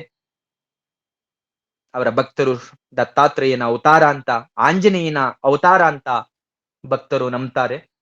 ಅವರ ಮಾತು ಸತ್ಯವಾದದ್ದನ್ನ, ಅವರಿಂದ ಹಲವಾರು ಪವಾಡಗಳು ನಡೆದು ಹೋದುದನ್ನ ಜನ ಕಂಡಿದ್ದಾರೆ. ಅದೇಗಾದ್ರೂ ಇರ್ಲಿ, ಆದರೆ ಶ್ರೀಧರ ಸ್ವಾಮಿಗಳು ಸನಾತನ ಧರ್ಮದ ವಿಚಾರದಲ್ಲಿ ತುಂಬಾ ಕಳಕಳಿಯನ್ನ ಹೊಂದಿ ಧರ್ಮ ರಕ್ಷಣೆಗಾಗಿ ತಮ್ಮ ಜೀವಿತವನ್ನೇ ತೇದರು ಅನ್ನುವಂಥದ್ದು ಸತ್ಯ ಸಂಗತಿ. ಎಲ್ಲಿಯೂ ಕಾಣದೇ ಇರತಕ್ಕಂತ, ಕಾಣ ಸಿಗದೇ ಇರತಕ್ಕಂತ ಶಾಂತ ಮೂರ್ತಿಯಾಗಿ ಬಡವರನ್ನ, ಬಲ್ಲಿದರನ್ನ, ಸ್ತ್ರೀಯರನ್ನ, ಪುರುಷರನ್ನ, ದೊಡ್ಡವರು ಚಿಕ್ಕವರನ್ನ ಸಮದೃಷ್ಟಿಯಿಂದ ಕಂಡು ಎಲ್ಲರ ಹಿತಕ್ಕಾಗಿ ಶ್ರಮಿಸಿದ್ರು ಅನ್ನುವಂಥದ್ದು ಕೂಡ ಸತ್ಯ ಸಂಗತಿ. ಮನುಷ್ಯ ರೂಪವನ್ನೇ ಧರಿಸಿದಂತಹ ತಪಸ್ಸಿನ ಮೂರ್ತಿ ಎಂಬಂತೆ ವಿರಾಜಿಸಿದವರು ಶ್ರೀಧರ ಸ್ವಾಮಿಗಳು. ಕರ್ಮ, ಭಕ್ತಿ ಮತ್ತು ಜ್ಞಾನ ಇವುಗಳ ಸಂಗಮ ಸ್ಥಳವೇ ಆಗಿದ್ದವರು. ಇಂತಹ ಪುಣ್ಯ ಪುರುಷರು ಈ ಭೂಮಿಯಲ್ಲಿ ಹುಟ್ಟಿದ್ದಾರೆ ಎನ್ನುವಂಥದ್ದು ಭಾರತ ದೇಶ ಸದಾ ಪುಣ್ಯ ಭೂಮಿ ಅನ್ನೋದಕ್ಕೆ ಇದೊಂದು ಸಾಕ್ಷಿ ಅಂತ ಹೇಳಿದ್ರೆ ತಪ್ಪಾಗ್ಲಿಕ್ಕಿಲ್ಲ. ಅದರಲ್ಲೂ ನಮ್ಮ ಕರ್ನಾಟಕದಲ್ಲಿ ಬಂದು ದೇಹವನ್ನ ತ್ಯಜಿಸಿ ಇಲ್ಲೇ ಸಾಧನೆಯನ್ನ ಮಾಡಿ ಇಲ್ಲೇ ಆಶ್ರಮವನ್ನ ಮಾಡ್ಕೊಂಡಿದ್ದಾರೆ ಅಂದ್ರೆ ನಾವಿನ್ನೂ ಕೂಡ ಪುಣ್ಯಾತ್ಮರು ಅನ್ಕೋಬೇಕಾಗತ್ತೆ. ಈಗ್ಲೂ ಕೂಡ ವರದಳ್ಳಿ ಒಂದು ಯಾತ್ರಾ ಸ್ಥಳವಾಗಿದೆ. ಶ್ರೀಧರ ಸ್ವಾಮಿಗಳು ಗೊತ್ತು ಮಾಡಿದಂತ ಉತ್ಸವಾದಿಗಳು ವೈಭವದಿಂದ ನಡೀತಾ ಇದ್ದಾವೆ. ಬಾಲ್ಯದಿಂದಲೂ ಕೂಡ ಸೇವೆಯನ್ನ ಮಾಡ್ತಾ ಶ್ರೀಧರ ಸ್ವಾಮಿಗಳ ಅನುಗ್ರಹಕ್ಕೆ ಪಾತ್ರರಾದ ಅವರ ಪ್ರಿಯ ಶಿಷ್ಯರುಗಳ ನೇತೃತ್ವದಲ್ಲಿ ಹಲವಾರು ಧಾರ್ಮಿಕ ಕಾರ್ಯಕ್ರಮಗಳು, ಉತ್ಸವಗಳು, ಧರ್ಮ ಜಾಗೃತಿ ಕಾರ್ಯ ಮುಂದುವರಿತಾ ಇದೆ. ಇವತ್ತಿಗೂ ಕೂಡ ಶ್ರೀಧರ ಸ್ವಾಮಿಗಳು ತಾವು ತಮ್ಮ ತಪಸ್ ಶಕ್ತಿಯಿಂದ, ಏನು ಬೆಟ್ಟದ ಮೇಲೆ ನೀರು ಇರ್ಲಿಲ್ಲ, ನೀರಿಗೆ ಅಭಾವ ಇತ್ತು, ನೀರಿಗೆ ಅಭಾವ ಇದ್ದಾಗ ಬೆಟ್ಟದಿಂದ ಕೆಳಗಡೆ ಇಳಿದು ನೀರನ್ನ ಬಿಂದಿಗೆನಲ್ಲಿ ಹೊತ್ಕೊಂಡು ಬೆಟ್ಟವನ್ನ ಹತ್ತು ಬರಬೇಕಾಗಿತ್ತಂತೆ. ತುಂಬಾ ತೊಂದರೆ ಆಗ್ತಾ ಇತ್ತಂತೆ. ಆಗ ಶ್ರೀಧರ ಸ್ವಾಮಿಗಳು ತಮ್ಮ ತಪಶಕ್ತಿಯಿಂದ, ತಮ್ಮ ಕಮಂಡಲದಿಂದ ನೀರನ್ನ ಚಿಮುಕಿಸಿ ಹೆಬ್ಬೆರಳನ್ನ ಮೆಟ್ಟಿ ನಿಂತು ಆ ಬಂಡೆಯಲ್ಲಿ ನೀರು ಚಿಮುಕಿಸುವಂಗ್ ಮಾಡಿರ್ತಾರೆ. ಈಗ್ಲೂ ಕೂಡ, ಇವತ್ತಿಗೂ ಕೂಡ ಬಂಡೆಯಿಂದ, ಬೆಟ್ಟದ ಮೇಲಿಂದ ನೀರು ಹರಿತಾ ಇದೆ. ಅದು ಎಲ್ಲಿಂದ ಬರ್ತಾ ಇದೆ ನೀರು ಅನ್ನುವಂಥದ್ದು ಯಾರಿಗೂ ಗೊತ್ತಿಲ್ಲ, ಯಾರೂ ಕಂಡುಹಿಡಿಲಿಕ್ಕೆ ಆಗ್ಲಿಲ್ಲ. ನಿರಂತರವಾಗಿ ನೀರು 24/7 ನೀರು ಹರಿತಾನೇ ಇದೆ. ಅದನ್ನ ಶ್ರೀಧರ ತೀರ್ಥ ಅಂತ ಕರೀತಾರೆ. ಇವತ್ತಿಗೂ ಕೂಡ ನಾವು ಶ್ರೀಧರ ಸ್ವಾಮಿಗಳ ಆಶ್ರಮಕ್ಕೆ ಹೋದಾಗ ಅಲ್ಲಿ ನೋಡಬಹುದು. ನಾವು ಶ್ರೀಧರ ಸ್ವಾಮಿಗಳ ಒಂದೆರಡು ಗುರುವಾಣಿಯನ್ನ ನಾವು ನೋಡೋದಾದ್ರೆ ಅವ್ರು ಹೇಳ್ತಾ ಇದ್ರಂತೆ, ನನ್ನನ್ನ ನೀವು ದೇಹಾಕಾರದಿಂದ ನೋಡ್ಬೇಡಿ, ನಿಮ್ಮ ಆನಂದ ಸ್ವರೂಪವೇ ನಾನು ಅಂತ ತಿಳ್ಕೊಳ್ಳಿ. ನನ್ನನ್ನ ಕಾಣ್ತಾ ಇರುವಾಗ ನಿಮ್ಮ ದೇಹದ ಭಾವನೆಯನ್ನ ನೀವು ಮರ್ತು ಬಿಡಿ. ಯಾವ ರೀತಿ ತರಂಗಗಳು ಸಮುದ್ರದಲ್ಲಿ ಸೇರಿ ಅನಂತವಾಗಿರ್ತಕ್ಕಂಥ ಸಮುದ್ರವೇ ಆಗ್ತವೋ ಹಂಗೆಯ ನೀವು ಕೂಡ ನಿಮ್ಮ ನಾನು ಅನ್ನುವಂತ ಅರಿವು ಸಹ ಕಳೆದು ಒಂದು ಅಪಾರವಾದ ಆನಂದವಾಗಿ ನೀವು ಉಳಿರಿ. ಇದು ತ್ರಿಕಾಲ ಬಾಧಿತ ಸತ್ಯ, ಇದು ಸತ್ಯ ಸ್ಥಿತಿ. ಅಂತಹ ಸ್ಥಿತಿ ನಿಮ್ಮೆಲ್ಲರಿಗೂ ಉಂಟಾಗ್ಲಿ ಅಂತ ಹೇಳ್ತಾ ಇದ್ರಂತೆ. ಆಮೇಲೆ ಪಾತ್ರೆ ತುಂಬಾ ಇರ್ತಕ್ಕಂತ ಒಂದು ಹಾಲಿನ ಪಾಯಸದಲ್ಲಿ ಒಂದು ಚಿಮಣಿ ಎಣ್ಣೆಯ ಒಂದು ಬಿಂದು ಬಿದ್ಬಿಟ್ರುವ, ಒಂದು ಡ್ರಾಪ್ ಬಿದ್ಬಿಟ್ರುವ ಅದ್ ಹೆಂಗ್ ವ್ಯರ್ಥ ಆಗುತ್ತೋ ಹಂಗೆಯ ಸಾಧಕನಲ್ಲಿ ಒಂದಿಷ್ಟು ಅಹಂ ಬಂದ್ಬಿಟ್ರೆ ಮಾಡಿದ್ದೆಲ್ಲ ತಿಪ್ಪೆಗುಂಡಿ ಪಾಲಾಗತ್ತೆ. ಹಾಗಾಗಿ ಅಹಂ ಅನ್ನುವಂಥದ್ದನ್ನ ಬಿಡಬೇಕು, ಸದಾ ಸರಳವಾಗಿರ್ಬೇಕು ಅನ್ನುವಂಥದ್ದು ಶ್ರೀಧರ ಸ್ವಾಮಿಗಳ ಉಪದೇಶದಲ್ಲಿ ಒಂದು. ನಿಷ್ಕಪಟ ಪ್ರೀತಿ, ಪ್ರೀತಿಯಲ್ಲಿ ಯಾವುದೇ ಕಪಟ ಇರಬಾರದು. ಮಾತು ಮೃದುವಾಗಿರ್ಬೇಕು, ಮಧುರವಾಗಿರ್ಬೇಕು. ಮಾತಿನಂತೆ ನಮ್ಮ ನುಡಿಯೂ ಕೂಡ, ನಡೆ ನುಡಿ ಎರಡೂ ಕೂಡ ಮೃದುವಾಗಿರ್ಬೇಕು, ಮಧುರವಾಗಿರ್ಬೇಕು. ಇವು ಜಗತ್ತನ್ನ ವಶೀಕರಣ ಮಾಡ್ತಕ್ಕಂಥ ಮಹಾಮಂತ್ರಗಳು ಅಂತ ಶ್ರೀಧರ ಸ್ವಾಮಿಗಳು ಹೇಳ್ತಾ ಇದ್ರಂತೆ. ಇವಿಷ್ಟು ಶ್ರೀಧರ ಸ್ವಾಮಿಗಳ ಚರಿತ್ರೆ. ಅದಾದ್ಮೇಲೆ ಗುರುವಾಣಿ. ಇನ್ನ ಶ್ರೀಧರ ಸ್ವಾಮಿಗಳು ಮಾಡಿದಂತ ಪವಾಡ ಸಾವಿರ ಅಲ್ಲ, ಲಕ್ಷಾಂತರ ಪವಾಡಗಳನ್ನ ಮಾಡಿದ್ದಾರೆ. ಅದು ಪವಾಡ ಅಲ್ಲ, ಅವರ ಮಹಿಮೆ ಪ್ರಸಂಗಗಳು ಅಂತ ಹೇಳ್ಬೋದು. ಅವೆಲ್ಲವನ್ನ ಹೇಳಲಿಕ್ಕಾಗಲ್ಲ. ಒಂದೇ ಒಂದು ಅವರ ಮಹಿಮಾ ಪ್ರಸಂಗವನ್ನ ಹೇಳಿ ಇವತ್ತಿನ ಸತ್ಸಂಗವನ್ನ ಇಲ್ಲಿಗೆ ಸಂಪನ್ನ ಮಾಡ್ತೇನೆ. ಶ್ರೀಧರ ಸ್ವಾಮಿಗಳು ಒಂದ್ಸಾರಿ ನಮ್ಮ ಮೈಸೂರಿನ ಒಬ್ಬ ಅರಸರ ಮನೆಯಲ್ಲಿ ಪಾದಪೂಜೆಗೆ ಬಂದಿರ್ತಾರಂತೆ. ಅಲ್ಲಿ ಶ್ರೀಧರ ಸ್ವಾಮಿಗಳ ಪಾದಪೂಜೆ ನಡೀತಾ ಇರುತ್ತೆ. ಆ ಸಮಯಕ್ಕೆ ಒಬ್ಬ ಯುವಕ ತನ್ನ ತಾಯಿಯೊಡನೆ ಬರ್ತಾರೆ. ತನ್ನ ತಾಯಿಯೊಡನೆ ಬಂದು ಅತಿ ಭಕ್ತಿಯಿಂದ ಶ್ರೀಧರ ಸ್ವಾಮಿಗಳಿಗೆ ನಮಸ್ಕಾರವನ್ನ ಮಾಡಿ ದುಗುಡ ತುಂಬಿದ ಮನಸ್ಸಿನಿಂದ ಹೇಳ್ತಾರೆ, ಸ್ವಾಮಿ, ನಮಗಾಗಿ ನಾನು ಏನನ್ನು ಕೂಡ ಕೇಳ್ಕೊಳ್ಳೋದಿಲ್ಲ. ಈ ನಾಡಿನ ದೊರೆ ಜಯಚಾಮರಾಜ ಒಡೆಯರ್ ಅವರು ನನ್ನ ತಂಗಿಯನ್ನ ಮದುವೆ ಮಾಡ್ಕೊಂಡಿದ್ದಾರೆ. ಅವರಿಗೆ ಗಂಡು ಮಕ್ಕಳಿಲ್ಲ, ಪುತ್ರ ರತ್ನ ಪ್ರಾಪ್ತಿಯಾಗುವಂಗೆ ನೀವು ದಯಪಾಲಿಸಬೇಕು ಅಂತೇಳಿ ಪ್ರಾರ್ಥನೆಯನ್ನ ಮಾಡ್ಕೋತಾರಂತೆ ಶ್ರೀಧರ ಸ್ವಾಮಿಗಳಲ್ಲಿ. ಶ್ರೀಧರ ಸ್ವಾಮಿಗಳು ಆ ಬೇಡಿಕೆಯನ್ನ ಆಲಿಸ್ತಾರೆ. ಬೇಡಿಕೆಯನ್ನ ಆಲಿಸಿ ಕೆಲಕಾಲ ಸುಮ್ಮನಿದ್ದಂತ ಶ್ರೀಗಳು ಅದಾದ್ಮೇಲೆ ಸುಮಾರು ಬಾರಿ ತಮ್ಮ ಪಾದಾಂಗುಷ್ಟದ ಮೇಲೆ ನೀರನ್ನ ಬಿಟ್ಕೊಂಡು ಪ್ರತಿಬಂಧಕಗಳನ್ನೆಲ್ಲವನ್ನ ಹೋಗಲಾಡಿಸ್ತಾರೆ. ಕೊನೆಗೆ ಪ್ರಣವ ಮಂತ್ರದಿಂದ, ಓಂಕಾರದಿಂದ ಅಭಿಮಂತ್ರಿಸಿದಂತಹ ಒಂದು ತೆಂಗಿನಕಾಯಿಯನ್ನ ಕೊಟ್ಟು ಅವರಿಗೆ ಹೇಳ್ತಾರೆ, ಇದರ ಪೂಜೆಯನ್ನ ನೀವು ಮಾಡಬೇಕು, ಅವ್ರು ಮಾಡಬೇಕು, ಮಹಾರಾಜರು ಮಾಡಬೇಕು, ಅದಕ್ಕೆ ಪ್ರದಕ್ಷಿಣೆ ನಮಸ್ಕಾರಗಳನ್ನ ಮಾಡಿ ಅಂತ ಅಂತಾರೆ. ಆ ಸಮಯಕ್ಕೆ ಆ ಯುವಕನ ಮನಸ್ಸಲ್ಲಿ ಇಷ್ಟೆಲ್ಲಾ ಪದ್ಧತಿಯನ್ನ ಮಹಾರಾಜರು ಮಾಡ್ಲಿಕ್ಕೆ ಸಾಧ್ಯವೇ ಅನ್ನುವಂತ ಪ್ರಶ್ನೆ ಬರುತ್ತಂತೆ. ಆ ಪ್ರಶ್ನೆ ಮೂಡಿದ್ದನ್ನ, ಕೇವಲ ಅವರ ಮನಸ್ಸಲ್ಲಿ ಅನ್ಕೊಂಡಿದ್ದನ್ನ ಅರಿತಂತ ಶ್ರೀಧರರು ಇಷ್ಟೆಲ್ಲಾ ಮಾಡ್ಲಿಕ್ಕೆ ಸಾಧ್ಯ ಇಲ್ಲದೆ ಇದ್ರೆ ಒಂದು ಪವಿತ್ರವಾಗಿರ್ತಕ್ಕಂಥ ಶುದ್ಧವಾದ ಪೆಟ್ಟಿಗೆಯಲ್ಲಿ ಇದನ್ನ ಇಟ್ಟು ದಿನಂಪ್ರತಿ ಸ್ನಾನದ ನಂತರ ಅರಿಶಿನ ಕುಂಕುಮವನ್ನ ಹಚ್ಚಿ, ಅದು ಸಾಧ್ಯ ಇಲ್ಲ ಅನ್ನೋದಾದ್ರೆ ಸ್ನಾನದ ನಂತರ ಭಕ್ತಿಯಿಂದ ಮನಸ್ಸಿನಲ್ಲೇ ನಮಸ್ಕಾರವನ್ನ ಮಾಡಿ ಸಾಕು ಅಂತೇಳಿ ಅಪ್ಪಣೆಯನ್ನ ಮಾಡ್ತಾರೆ. ಸಮಸ್ಯೆಗೆ ಪರಿಹಾರ ದೊರೆತ ನಂತರ ಅರಸು ಮನೆಯವರು ಶ್ರೀಗಳವರಿಗೆ ದೊಡ್ಡದೊಂದು ಪಟ್ಟೆ ಹುಲಿ ಚರ್ಮವನ್ನ ಅರ್ಪಿಸಿದ್ದಾರಂತೆ. ಅದಾದ್ಮೇಲೆ ಗುರುಗಳು ಹೇಳದಂತೆ ಮಹಾರಾಜರಿಗೆ ಪುತ್ರ ರತ್ನ ಪ್ರಾಪ್ತಿಯಾಗುತ್ತೆ. ಶ್ರೀಗಳ ಅನುಗ್ರಹದಿಂದ ದೊರೆತಂತ ಸಂತಾನಕ್ಕೆ ನಾಮಕರಣ ಮಾಡುವಾಗ ಶ್ರೀಗಳ ಹೆಸರನ್ನ ದತ್ತ ಅನ್ನುವಂತಹ ಪದವನ್ನ ಸೇರಿಸಲಾಗುತ್ತೆ. ಶ್ರೀಧರ ಸ್ವಾಮಿಗಳ ಆಶೀರ್ವಾದದಿಂದ ನಾಡಿಗೆ ದೊರೆತಂತಹ ಯುವರಾಜರೇ ಶ್ರೀ ಶ್ರೀಕಂಠ ದತ್ತ ನರಸಿಂಹರಾಜ್ ಒಡೆಯರ್. ಶ್ರೀಕಂಠ ಆದ್ಮೇಲೆ ದತ್ತ ಅನ್ನುವಂತ ಹೆಸರನ್ನ ಸೇರಿಸಿದ್ದಾರೆ. ಶ್ರೀಧರ ಸ್ವಾಮಿಗಳ ಆಶೀರ್ವಾದದಿಂದ ಜಯಚಾಮರಾಜೇಂದ್ರ ಒಡೆಯರ್ ಅವರಿಗೆ ಶ್ರೀಕಂಠ ದತ್ತ ಒಡೆಯರ್ ಹುಡ್ತಾರೆ ಎನ್ನುವಂಥದ್ದು ಈ ಲೇಖನ ನಮಗೆ ಸಿಗುವಂಥದ್ದು. ಸಚ್ಚಿದಾನಂದ ಸ್ವಾಮಿಗಳು ಅವರು ಬರೆದಂತಹ ಶ್ರೀಧರ ಸಚ್ಚಿದಾನಂದ ಆಶ್ರಮ ಗುರುಪುರ ಇವರು ರಚನೆ ಮಾಡಿದಂತ ಭಗವಾನ್ ಶ್ರೀಧರ ಗುರುಚರಿತ್ರೆ ಎನ್ನುವಂತ ಗ್ರಂಥದಿಂದ ನಮ್ಗೆ ಈ ಮೇಲಿನ ಉಲ್ಲೇಖ ಸಿಗುತ್ತೆ. ಹಾಗಾಗಿ ಶ್ರೀಧರ ಸ್ವಾಮಿಗಳು ಲಕ್ಷಾಂತರ ಪವಾಡಗಳನ್ನ ಮಾಡಿದ್ದಾರೆ. ಅದು ಪವಾಡ ಅನ್ನೋದ್ಕಿಂತಲೂ ಒಬ್ಬ ಗುರು ತನ್ನನ್ನ ನಂಬಿರ್ತಕ್ಕಂಥ ಭಕ್ತರನ್ನ ಆ ಈತಿ ಪ್ರೇತಿಗಳನ್ನ ಯಾವ ರೀತಿ ಬಾಧೆಗಳನ್ನ ರಕ್ಷಣೆ ಮಾಡದ ಅಂತ ಅನ್ಬಹುದಷ್ಟೇ. ಹಂಗೆ ಶ್ರೀಧರ ಸ್ವಾಮಿಗಳಂತಹ ಮಹಾಮಹಿಮರು, ಪುಣ್ಯಾತ್ಮರು ನಮ್ಮ ಕರ್ನಾಟಕದಲ್ಲಿ ಇದ್ರೂ ಸಾಧನೆ ಮಾಡಿದ್ದಾರೆ ಅನ್ನುವಂಥದ್ದೇ ನಮ್ಗೆ ಒಂದು ಪುಣ್ಯದ ಒಂದು ಸಂಗತಿ ಎನ್ನುವಂಥದ್ದು. ಈಗ್ಲಾದ್ರೂ ಯಾರು ಇನ್ನೂ ಸ್ವಾಮಿಗಳನ್ನ ಆ ಆಶ್ರಮವನ್ನ ದರ್ಶನವನ್ನ ಮಾಡದೇ ಇದ್ದಂಥವ್ರು ಯಾರಾದ್ರೂ ಇದ್ರೆ ದಯವಿಟ್ಟು ಆಶ್ರಮಕ್ಕೆ ಹೋಗ್ರಿ, ಅಲ್ಲಿ ಒಂದು ದಿನ ತಂಗ್ರಿ. ಅಲ್ಲಿ ಜಗದಾಂಬೆ ದೇವಸ್ಥಾನ ಇದೆ, ವ್ಯಾಸರು ಪ್ರತಿಷ್ಠಾಪನೆ ಮಾಡಿರುವಂತದ್ದು.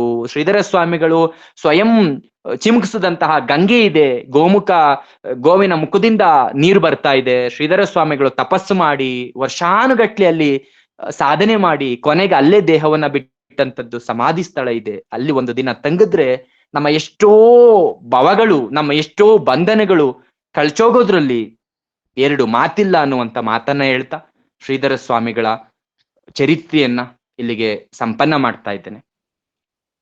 ಇಷ್ಟೊತ್ತು ನನಗೆ ಶ್ರೀಧರ ಸ್ವಾಮಿಗಳ ಚರಿತ್ರೆಯನ್ನ ಹೇಳಲಿಕ್ಕೆ ಅವಕಾಶ ಮಾಡಿಕೊಟ್ಟಂತ ಸುನೀತಾ ಮೇಡಮ್ ಅವರಿಗೆ, ಜೊತೆಗೆ ಯಾರ್ಯಾರು ಗುರುಬಂಧುಗಳು ಕೇಳಲಿಕ್ಕೆ ಸೇರ್ಕೊಂಡಿದ್ದೀರಿ ಸತ್ಸಂಗಕ್ಕೆ, ನಿಮ್ಮೊಳಗಡೆ ಇರ್ತಕ್ಕಂಥ ಅಂತರ್ಮುಖಿ ಆಗಿರ್ತಕ್ಕಂಥ ಪರಮಾತ್ಮನಿಗೆ ನಾನು ನಮಸ್ಕಾರ ಮಾಡ್ತಾ ನಾನು ಮಾತನ್ನ ಮುಗಿಸ್ತಾ ಇದ್ದೇನೆ. ತುಂಬಾ ಧನ್ಯವಾದಗಳು ನಿಖಿಲ್ ಅವರೇ, ಬಹಳ ಚೆನ್ನಾಗಿ ತಿಳಿಸ್ಕೊಟ್ರಿ. ಉಪದೇಶಗಳನ್ನ ಹೇಳ್ಬೇಕಾದ್ರೆ ಒಂದು ಉಪದೇಶ ಹೇಳಿದ್ರಿ ನೀವು, ದೇಹದಿಂದ ನನ್ನನ್ನ ನೋಡ್ಬೇಡಿ, ಚೈತನ್ಯ ರೂಪವಾಗಿ ನನ್ನ ನೋಡಿ ಅಂತ ಹೇಳ್ಬಿಟ್ಟು ಶ್ರೀಧರರು ಹೇಳ್ತಾರೆ ಅಂತ. ಇದಕ್ಕೆ ಒಂದು ಘಟನೆಯನ್ನ ನಾನಿಲ್ಲಿ ಹೇಳ್ಬೇಕು ಅಂತ ನನ್ಗೆ ಒಂದು ಇಚ್ಛೆ. ಒಮ್ಮೆ ನಾವು ಈ ಕೊಮಾನಹಳ್ಳಿಯಲ್ಲಿ ಶಂಕರಲಿಂಗ ಭಗವಾನರ ಆಶ್ರಮ, ಇದು ಶಂಕರಲಿಂಗ ಸತ್ಸಂಗ ಕೂಡ ಹೌದು, ನಿಮ್ಗೆ ಎಲ್ಲರಿಗೂ ಗೊತ್ತಿದೆ. ಶಂಕರಲಿಂಗ ಭಗವಾನರ ಆಶ್ರಮದಲ್ಲಿ ಆಗ 1950 ಸುಮಾರು ಇರ್ಬೋದು. ಆಗ ಶ್ರೀಗಳವರು ಅಂದ್ರೆ ಶ್ರೀಧರ ಸ್ವಾಮಿಗಳು ಸಂಚಾರ ಮಾಡ್ತಾ ಇರ್ತಾರೆ.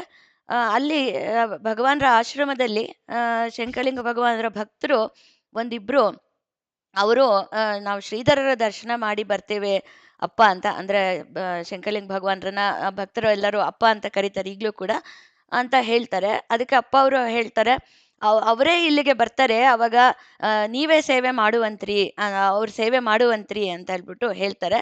ಅಪ್ಪ ಅವರ ಮಾತಿನಂತೆ ಶ್ರೀಧರರು ಅಲ್ಲಿಗೆ ಬಂದೇ ಬಿಡ್ತಾರೆ ಆಶ್ರಮಕ್ಕೆ. ಅವರ ಭಕ್ತ ಒಂದು ಸಮೂಹ ಕೂಡ ಅಲ್ಲಿ ಬಂದಿರುತ್ತೆ, ಶ್ರೀಧರ ಭಕ್ತ ಸಮೂಹ. ಆದರೂ ಕೂಡ ಅಪ್ಪ ಅವರ ಮಾತಿನಂತೆ ಶ್ರೀಧರರ ಸೇವೆಯನ್ನ ಇಲ್ಲಿ ಭಕ್ತರು ಬಹಳ ಸಂತೋಷದಿಂದ ಮಾಡ್ತಾರೆ. ಆಗ ಅಪ್ಪ ಅವರು ಈಗ ಒಂದು ಎಲ್ಲರೂ ಭಕ್ತ ಸಮೂಹ ಕುಳಿತುಕೊಂಡಿದ್ದಾಗ ಒಂದು ಪ್ರವಚನವನ್ನ ಮಾಡಬೇಕು, ರಾಮನಾಮದ ಒಂದು ಮಹಿಮೆಯ ಬಗ್ಗೆ. ಶ್ರೀಧರರು ಸಮರ್ಥ ರಾಮದಾಸರ ಒಂದು ಶಿಷ್ಯರು, ರಾಮನಾಮದ ಮಹಿಮೆಯನ್ನ ಅವರು ಪ್ರಚಾರ ಮಾಡದಂಥವ್ರು. ಹಾಗೇನೆ ಶಂಕರಲಿಂಗ ಭಗವಾನರು ಕೂಡ ಸಮರ್ಥರ ಅವತಾರವೇ. ಅವರು ಕೂಡ ರಾಮನಾಮದಲ್ಲೇನೆ, ರಾಮನಾಮದ ಮಂತ್ರಮೂರ್ತಿ ಅಂತ ಹೇಳ್ತೀವಿ ಶಂಕರಲಿಂಗ ಭಗವಾನರಿಗೆ. ಹಾಗೆ ಅದರ ಮಹಿಮೆಯನ್ನ ನೀವು ಇವತ್ತು ಎಲ್ಲರಿಗೂ ತಿಳಿಸ್ಕೊಡಿ ಅಂತ ಹೇಳ್ಬಿಟ್ಟು ಅಪ್ಪ ಅವರು ಶ್ರೀಧರ ಸ್ವಾಮಿಗಳಿಗೆ ಹೇಳ್ತಾರೆ. ಆಗ ಶ್ರೀಧರರು ರಾಮನಾಮದ ಮಹಿಮೆಯನ್ನ ಒಂದು ತಿಳಿಸ್ಕೊಡ್ಬೇಕಾದ್ರೆ, ಹೇಳ್ಬೇಕಾದ್ರೆ ಅಲ್ಲಿ ನೆರೆದಂತ ಭಕ್ತರಿಗೆ ಏನ್ ಅನುಭವ ಆಗತ್ತೆ, ಅಲ್ಲಿ ಏನಾಗತ್ತೆ, ಗುರುಗಳು ಅಂದ್ರೆ ದೇಹ ಭಾವದಿಂದ ನೋಡಿದಾಗ ಅಲ್ಲಿ ಬೇರೆ ಬೇರೆಯಾಗಿ ಕಾಣೋದು ಸಹಜ. ಆ ಗುರುಗಳು ಬೇರೆ, ಈಗ ಅಂದ್ರೆ ರೂಪದಿಂದ ನಾವು ಅದನ್ನ ರೂಪ ನಾಮದಿಂದ ಒಂದು ಭೇದ ಬರುತ್ತೆ.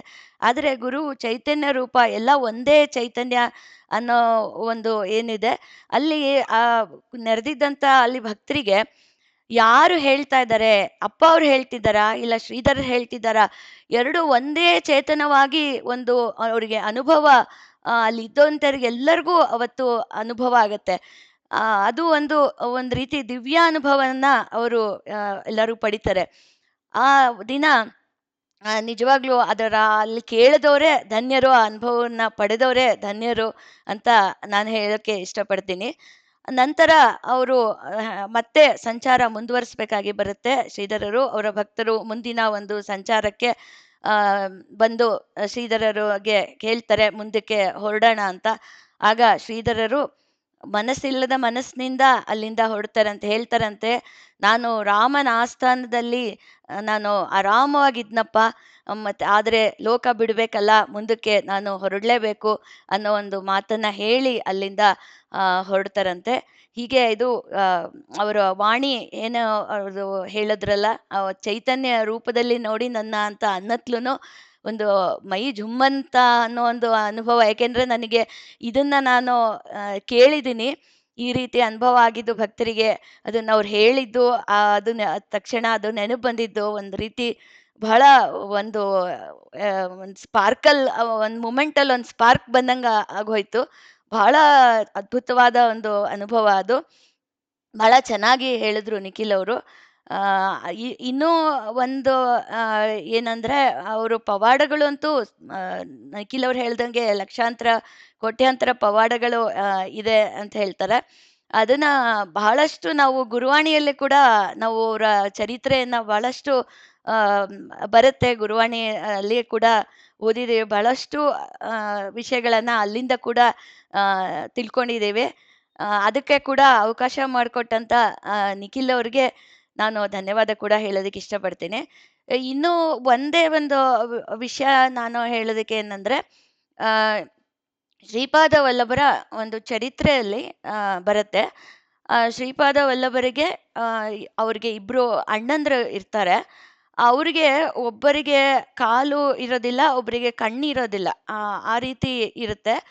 ಆಗ ಅವ್ರಿಗೆ ತಂದೆ ತಾಯಿಗೆ ಸ್ವಲ್ಪ ಅದ್ರ ಬಗ್ಗೆ ಒಂದು ಏನಾದರೂ ಆಗಲಿ ಒಂದು ಕನ್ಸರ್ನ್ ಇದ್ದೇ ಇರುತ್ತೆ, ಈ ರೀತಿ ಇದೆ ಅಂತ ಹೇಳ್ಬಿಟ್ಟು. ಶ್ರೀಪಾದ ವಲ್ಲಭರು ಮಾತು, ಅವ್ರು ಸಣ್ಣವ್ರು ಏನೋ ಆವಾಗ ಹೇಳ್ತಾರೆ, ಮುಂದೆ ಇವರು ಮಹಾತ್ಮರಾಗ್ತಾರೆ ಮುಂದಿನ ಜನ್ಮಗಳಲ್ಲಿ ಅಂತ ಹೇಳ್ಬಿಟ್ಟು. ಅವರು ಹೆಸರು ಕೂಡ ಬಂದ್ಬಿಟ್ಟಿದೆ ಶ್ರೀಪಾದ ವಲ್ಲಭರ ಚರಿತ್ರೆಯಲ್ಲಿ. ಅಂದ್ರೆ ಶ್ರೀಧರ ಸ್ವಾಮಿಗಳ ಅವತಾರವೇ ಇನ್ನೂ ಆಗಿರೋದಿಲ್ಲ.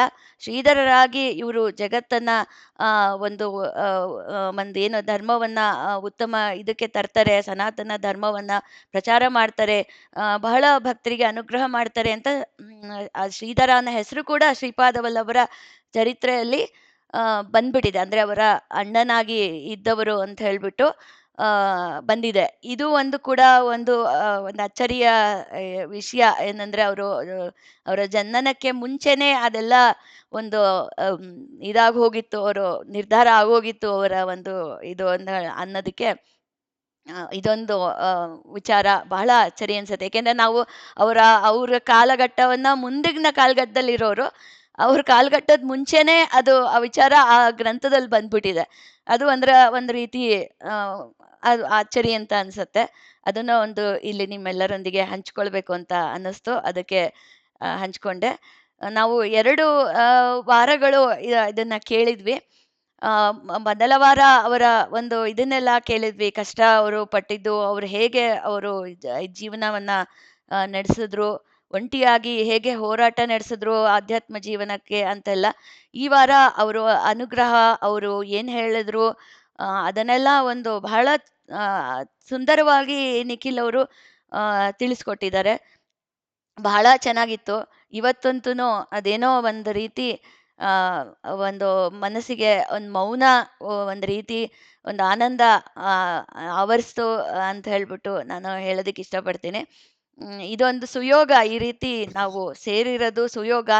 ಆ ಈ ರೀತಿ ಆ ಶ್ರೀಧರರ ಚರಿತ್ರೆ ಕೇಳುವಾಗ ಒಂಥರ ಅವ್ರ ಪ್ರೆಸೆನ್ಸು, ಯಾವ್ದೇ ಒಂದು ಮಹಾತ್ಮರ ಒಂದು ಚರಿತ್ರೆ ಕೇಳುವಾಗ, ಇದು ಆನ್‌ಲೈನಲ್ಲಾಗ್ಲಿ ಅಥವಾ ಆಫ್‌ಲೈನ್ ಆಗ್ಲಿ, ಅದು ಏನೋ ಒಂದು ಪ್ರೆಸೆನ್ಸು ಫೀಲ್ ಆಗತ್ತೆ. ಅದು ಒಂದು ರೀತಿ ದಿವ್ಯ ಶಕ್ತಿ ಅನ್ನೋದು ಫೀಲ್ ಆಗತ್ತೆ. ಅದು ಒಂಥರ ಬಹಳ ಮೈ ಜುಮ್ಮನ್ಸತ್ತೆ.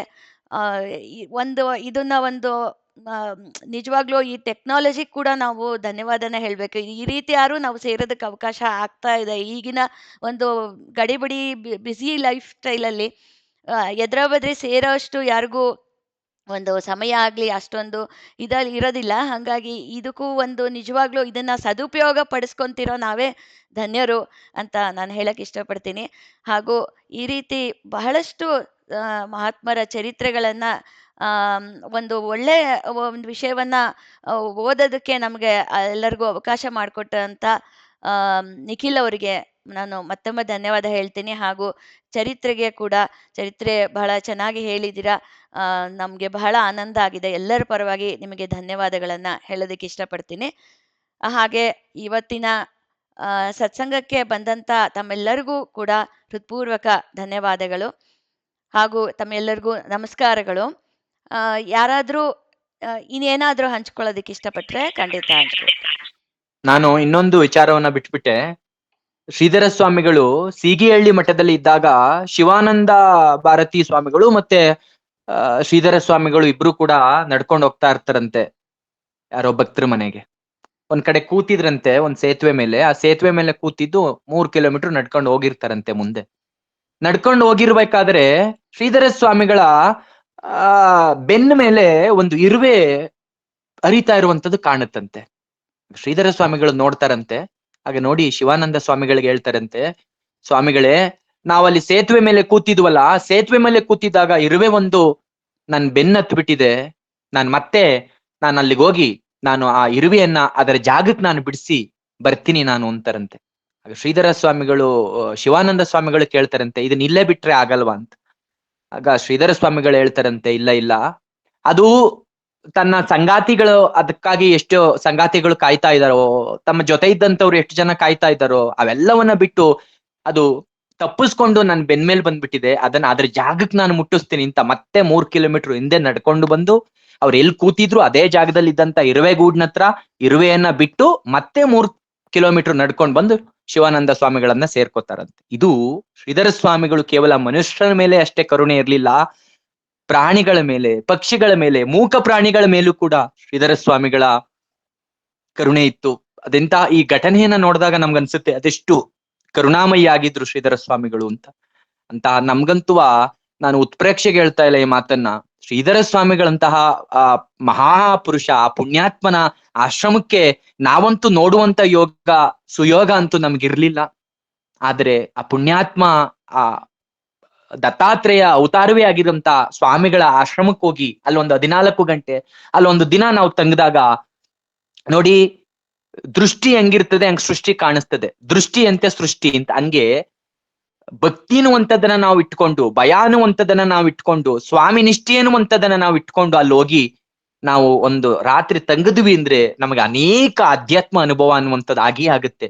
ಸ್ವಾಮಿಗಳು ದೇಹ ಬಿಟ್ಟಿದ್ದಾರೆ, ಚೈತನ್ಯ ಅನ್ನುವಂಥದ್ದು ವಿಶ್ವವ್ಯಾಪಿಯಾಗಿದೆ, ಅಲ್ಲಿ ಇವತ್ತಿಗೂ ಜೀವಂತವಾಗಿದ್ದಾರೆ. ಹಾಗಾಗಿ ಯಾರು ನೋಡಿಲ್ಲ ಇದುವರೆಗೆ ಅಂತವ್ರು ದಯವಿಟ್ಟು ಹೋಗಿ ಆಶ್ರಮಕ್ಕೆ ಹೋಗ್ರಿ. ನಮ್ಮ ವೆಂಕಟಾಚಲ ಗುರುಗಳು ಹೇಳ್ತಾ ಇದ್ರು, ದೇವರ ದರ್ಶನಕ್ಕಿಂತ, ದೇವಸ್ಥಾನಗಳ ದರ್ಶನಕ್ಕಿಂತ ಸಾಧಕರಿಗೆ ಚೈತನ್ಯ ಆಶ್ರಮಗಳು, ಚೈತನ್ಯ ಸ್ಥಳಗಳ ದರ್ಶನ ಒಳಿತು ಅಂತ. ಯಾರ್ಯಾರು ಸಾಧಕರಿದ್ದಾರೆ, ಸಾಧನೆ ಮಾಡ್ಬೇಕು ಅಂತಕ್ಕಂಥವ್ರು, ಅಧ್ಯಾತ್ಮ ಸಾಧನೆ ಮಾಡ್ತಕ್ಕವರಿಗೆ ದೇವಸ್ಥಾನಗಳನ್ನ ಹೋಗೋದಕ್ಕಿಂತಲೂ ಇಂತಹ ಚೈತನ್ಯ ಇರುವಂತಹ ಆಶ್ರಮಗಳಿಗೆ ಸಾಧನೆ ಮಾಡಿ ಸಾಧನಾ ಪಥದಲ್ಲಿ ಇದ್ದಂತಹ ಗುರುಗಳ ಚೈತನ್ಯ ಆಶ್ರಮಕ್ಕೆ ನೀವು ಭೇಟಿ ಕೊಟ್ಟು ಅಲ್ಲಿ ಸ್ವಲ್ಪ ದಿನ ತಂಗಿ ಅಲ್ಲಿ ಸಾಧನೆ ಮಾಡಿದ್ರೆ ನಿಮ್ಮ ಸಾಧನೆ ಬೇಗ ಆಗತ್ತಪ್ಪ ಅಂತ ವೆಂಕಟಾಚಲ ಗುರುಗಳು ಹೇಳ್ತಾ ಇದ್ರು. ಹಂಗೆ ದೇವಸ್ಥಾನಕ್ಕೆ ಹೋದರೆ ದೇವರು ನಮ್ಮ ಮೇಲೆ ಅನುಗ್ರಹ ಮಾಡ್ಲಿಕ್ಕೆ ತಡ ಮಾಡಬಹುದೇನೋ, ಆದರೆ ಗುರುಗಳು ತಡ ಮಾಡೋದಿಲ್ಲ, ಗುರುಗಳು ನಿಧಾನ ಮಾಡೋದಿಲ್ಲ. ಯಾಕೆಂದ್ರೆ ಅವನು ಕೂಡ ನರನಾಗೆ ಬಂದಿರ್ತಾನೆ, ನರನಾಗಿ ಹರನಾಗಿರ್ತಾನೆ. ನಮ್ಮ ಕಷ್ಟಗಳು, ನಮ್ಮ ಕೋಟಲೆಗಳು ಅವನಿಗೆ ಗೊತ್ತಿರುತ್ತೆ. ಹಾಗಾಗಿ ನಮ್ಮ ಭವಬಂಧನವನ್ನ ಅವನು ಬೇಗ ನಮ್ಮನ್ನ ರಕ್ಷಣೆ ಮಾಡ್ತಾನೆ. ದೇವರು ಕೈ ಬಿಟ್ರು ಕೂಡ ಗುರು ಕಾಪಾಡ್ತಾನೆ, ಗುರು ಕೈ ಬಿಟ್ರೆ ನಮ್ಮನ್ನ ಯಾರೂ ಕಾಪಾಡ್ಲಿಕ್ಕೆ ಆಗಲ್ಲ. ಹಾಗಾಗಿ ಸಮರ್ಥ ಗುರುವನ್ನ ನಾವು ಹೊಂದಬೇಕಾಗತ್ತೆ, ಸಮರ್ಥ ಗುರುವಿಗೆ ನಾವು ನಡ್ಕೋಬೇಕಾಗತ್ತೆ. ಗುರು ತೋರಿದ ದಾರಿಯಲ್ಲಿ ನಾವು ಹೋದ್ವಿ ಅಂದ್ರೆ ನಮ್ಮ ಬಾಳು ಬಂಗಾರ ಆಗತ್ತೆ, ಅದರಲ್ಲಿ ಸಂದೇಹ ಇಲ್ಲ. ನಿಟ್ಟಿನಲ್ಲಿ ಇಂತಹ ಸತ್ಸಂಗಗಳು, ಇಂತಹ ಗುರುಚರಿತ್ರೆಗಳು, ಅವ್ರು ಪಟ್ಟಂತ ಪಾಡು, ಅವ್ರು ಪಟ್ಟಂತ ಕಷ್ಟದ ಮುಂದೆ ನಮ್ಮ ಕಷ್ಟ ಏನಲ್ಲ ಅಂತ ನಮಗೆ ಅರಿವಾಗುತ್ತೆ, ಅರಿವಾಗ್ಬೇಕು. ನಾವು ಚಿಕ್ಕ ಚಿಕ್ಕ ಕಷ್ಟವನ್ನೇ ಅಯ್ಯೋ ನಂದೇ ಕಷ್ಟ, ಏನ್ ಮಾಡೋದು, ಅಯ್ಯೋ ಇಷ್ಟು ದೊಡ್ಡ ಕಷ್ಟ ಬಂದ್ಬಿಡ್ತಲ್ಲಪ್ಪ ಅಂತೇಳಿ ತಲೆ ಮೇಲೆ ಕೈ ಇಟ್ಕೊಂಡು ಅಯ್ಯೋ ಜೀವನವೇ ಬೇಡ ಅಂತ ಜಿಗುಪ್ಸೆ ಮಾಡ್ಕೊಂಡು ಎಷ್ಟೋ ಜನ ಸಾಯ್ಲಿಕ್ಕೆ ಹೊರಟಿರ್ತೀವಿ, ಎಷ್ಟೋ ಜನ ಸೂಸೈಡ್ ಮಾಡ್ಕೋತೀವಿ ಅಲ್ವಾ. ಸಾಯ್ಲಿಕ್ಕೆ ಮಾಡುವಂತ ನಿರ್ಧಾರವನ್ನ, ಸಾಯ್ಲಿಕ್ಕೆ ಮಾಡುವಂತ ಧೈರ್ಯವನ್ನ, ಅದಕ್ಕೆ ತೋರಿಸುವಂತ ಧೈರ್ಯವನ್ನ ನಾವು ಬದುಕ್ಲಿಕ್ಕೆ ಧೈರ್ಯ ತೋರಿಸ್ಬಿಟ್ರೆ ಚೆನ್ನಾಗಿ ಬದುಕ್ಬೋದು. ಆದ್ರೆ ಸಾಯ್ಲಿಕ್ಕೆ ತೋರುವಂತ ಧೈರ್ಯವನ್ನ ಬದುಕ್ಲಿಕ್ಕೆ ನಾವು ತೋರಲ್ಲ, ಅದು ವಾಸ್ತವ. ಹಾಗಾಗಿ ಶ್ರೀಧರ ಸ್ವಾಮಿಗಳ ಚರಿತ್ರೆ ಬುಕ್ ಅನ್ನ ಓದ್ರಿ, ಅವರ ಪವಾಡಗಳನ್ನ ಜೋತು ಬೀಳೋದ್ಕಿಂತ ಅವರ ತತ್ವಗಳಿಗೆ ಜೋತು ಬೀಳ್ರಿ. ಅವರ ವರದಳ್ಳಿ ಇದೆ, ಬೆಂಗಳೂರಿನಲ್ಲಿ ಇರ್ತಕ್ಕಂಥವ್ರಿಗೆ ವರದಪುರ, ಇದು ವಸಂತಪುರದಲ್ಲಿ ಆಶ್ರಮ ಇದೆ, ಅವರೇ ಸ್ಥಾಪನೆ ಮಾಡಿದ್ದಂತ. ಅವರು ಕಾಶಿಯಲ್ಲಿ ಹೋಗಿದ್ದಾಗ ಒಂದು ಲಿಂಗ ತಂದಿದ್ರಂತೆ, ಆ ಲಿಂಗವನ್ನ ಅಲ್ಲಿ ಪ್ರತಿಷ್ಠಾಪನೆ ಮಾಡಿದ್ದಾರೆ ವರದಪ್ಪ ಇದ್ರಲ್ಲಿ, ಇಲ್ಲಿ ವಸಂತಪುರದಲ್ಲಿ. ಇಸ್ಕಾನ್ಗೆ ಹೋಗ್ಬೇಕಾದ್ರೆ ಇಸ್ಕಾನ್ ರೋಡ್ ನಲ್ಲಿ ಸಿಗುತ್ತೆ. ನಾವು ಮೊಟ್ಟ ಮೊದಲ ಬಾರಿಗೆ ನಾನು ಆಶ್ರಮಕ್ಕೆ ಹೋಗಿದ್ದೆ, ಒಂದು ಗುರುವಾರ ಹೋಗ್ಬೇಕು ಅಂತ ಹೋಗಿದ್ದೆ, ನನ್ಗೆ ಗೊತ್ತಿರ್ಲಿಲ್ಲ ರೂಟ್. ಆ ರೂಟಲ್ಲಿ ಹೋಗ್ಬೇಕಾದ್ರೆ ಅತ್ಯಂತ ಅದು ಈ ಅನುಭವ ಏನಿದೆ, ಅಧ್ಯಾತ್ಮ ಅನುಭವ, ಅದನ್ನ ಹಂಚ್ಕೋಬಾರದು. ಹಾಗಾಗಿ ಆ ವಸಂತಪುರದಲ್ಲಿ ಇದೆ, ಅದು ಚೆನ್ನಾಗಿದೆ ಆಶ್ರಮ. ಗುರುವಾರ ಭಜನೆ ಆಗುತ್ತೆ, ಚೆನ್ನಾಗಿದೆ. ಅಲ್ಲಿ ಬೆಂಗಳೂರಿಗೆ ಹೋಗ್ತಕ್ಕವ್ರು, ಬೆಂಗಳೂರಲ್ಲಿ ಇರ್ತಕ್ಕಂಥವ್ರು ವಸಂತಪುರಕ್ಕೆ ಹೋಗ್ಬೋದು.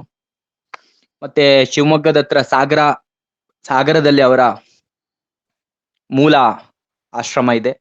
ಅಲ್ಲಿಗಂತೂ ಹೋದ್ರೆ ಅದೊಂದು ನಮ್ಮ ಪುಣ್ಯ ಅಂತ ಅನ್ಕೋಬಹುದಷ್ಟೇ. ಅಲ್ಲಿ ಹೋಗಿ ಅಲ್ಲಿ ಒಂದಿನ ತಂಗ್ಲಿಕ್ಕೆ ನಮ್ಗೆ ಅವಕಾಶ ಸಿಗುತ್ತೆ ಅಂದ್ರೆ ಅದೊಂದು ನಮ್ಮ ಪೂರ್ವ ಜನ್ಮದ ಪುಣ್ಯ ಅಂತ ಅನ್ಕೋಬೇಕಷ್ಟೆ. ಇಷ್ಟು ಮಾತಾಡ್ಲಿಕ್ಕೆ ಅವಕಾಶ ಕೊಟ್ಟಂತ ನಿಮ್ಮೆಲ್ರಿಗೂ ಧನ್ಯವಾದವನ್ನ ಹೇಳ್ತಾ ನನ್ನ ಮಾತನ್ನ ಮುಗಿಸ್ತಾ ಇದ್ದೇನೆ. ಇನ್ಯಾರಾದ್ರೂ ಏನಾದ್ರು ಮಾತಾಡೋದಕ್ಕೆ ಇಷ್ಟಪಟ್ರೆ ಮಾತಾಡ್ಬೋದು, ಒಂದು 5-10 ನಿಮಿಷಗಳ ಸಮಯದಲ್ಲಿ.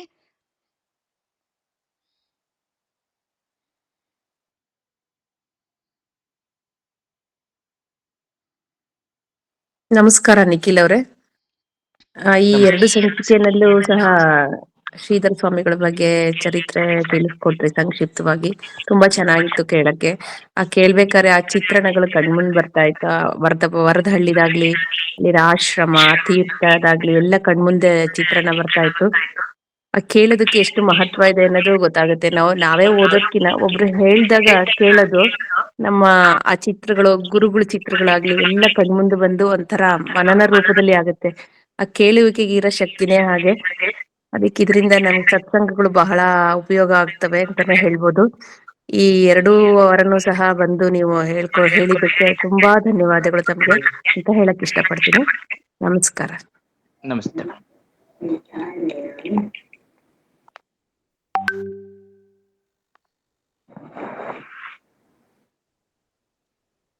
ಗೀತಾ ಶಶಿಧರ್ ಅವ್ರು ಮಾತಾಡ್ತೀರಾ?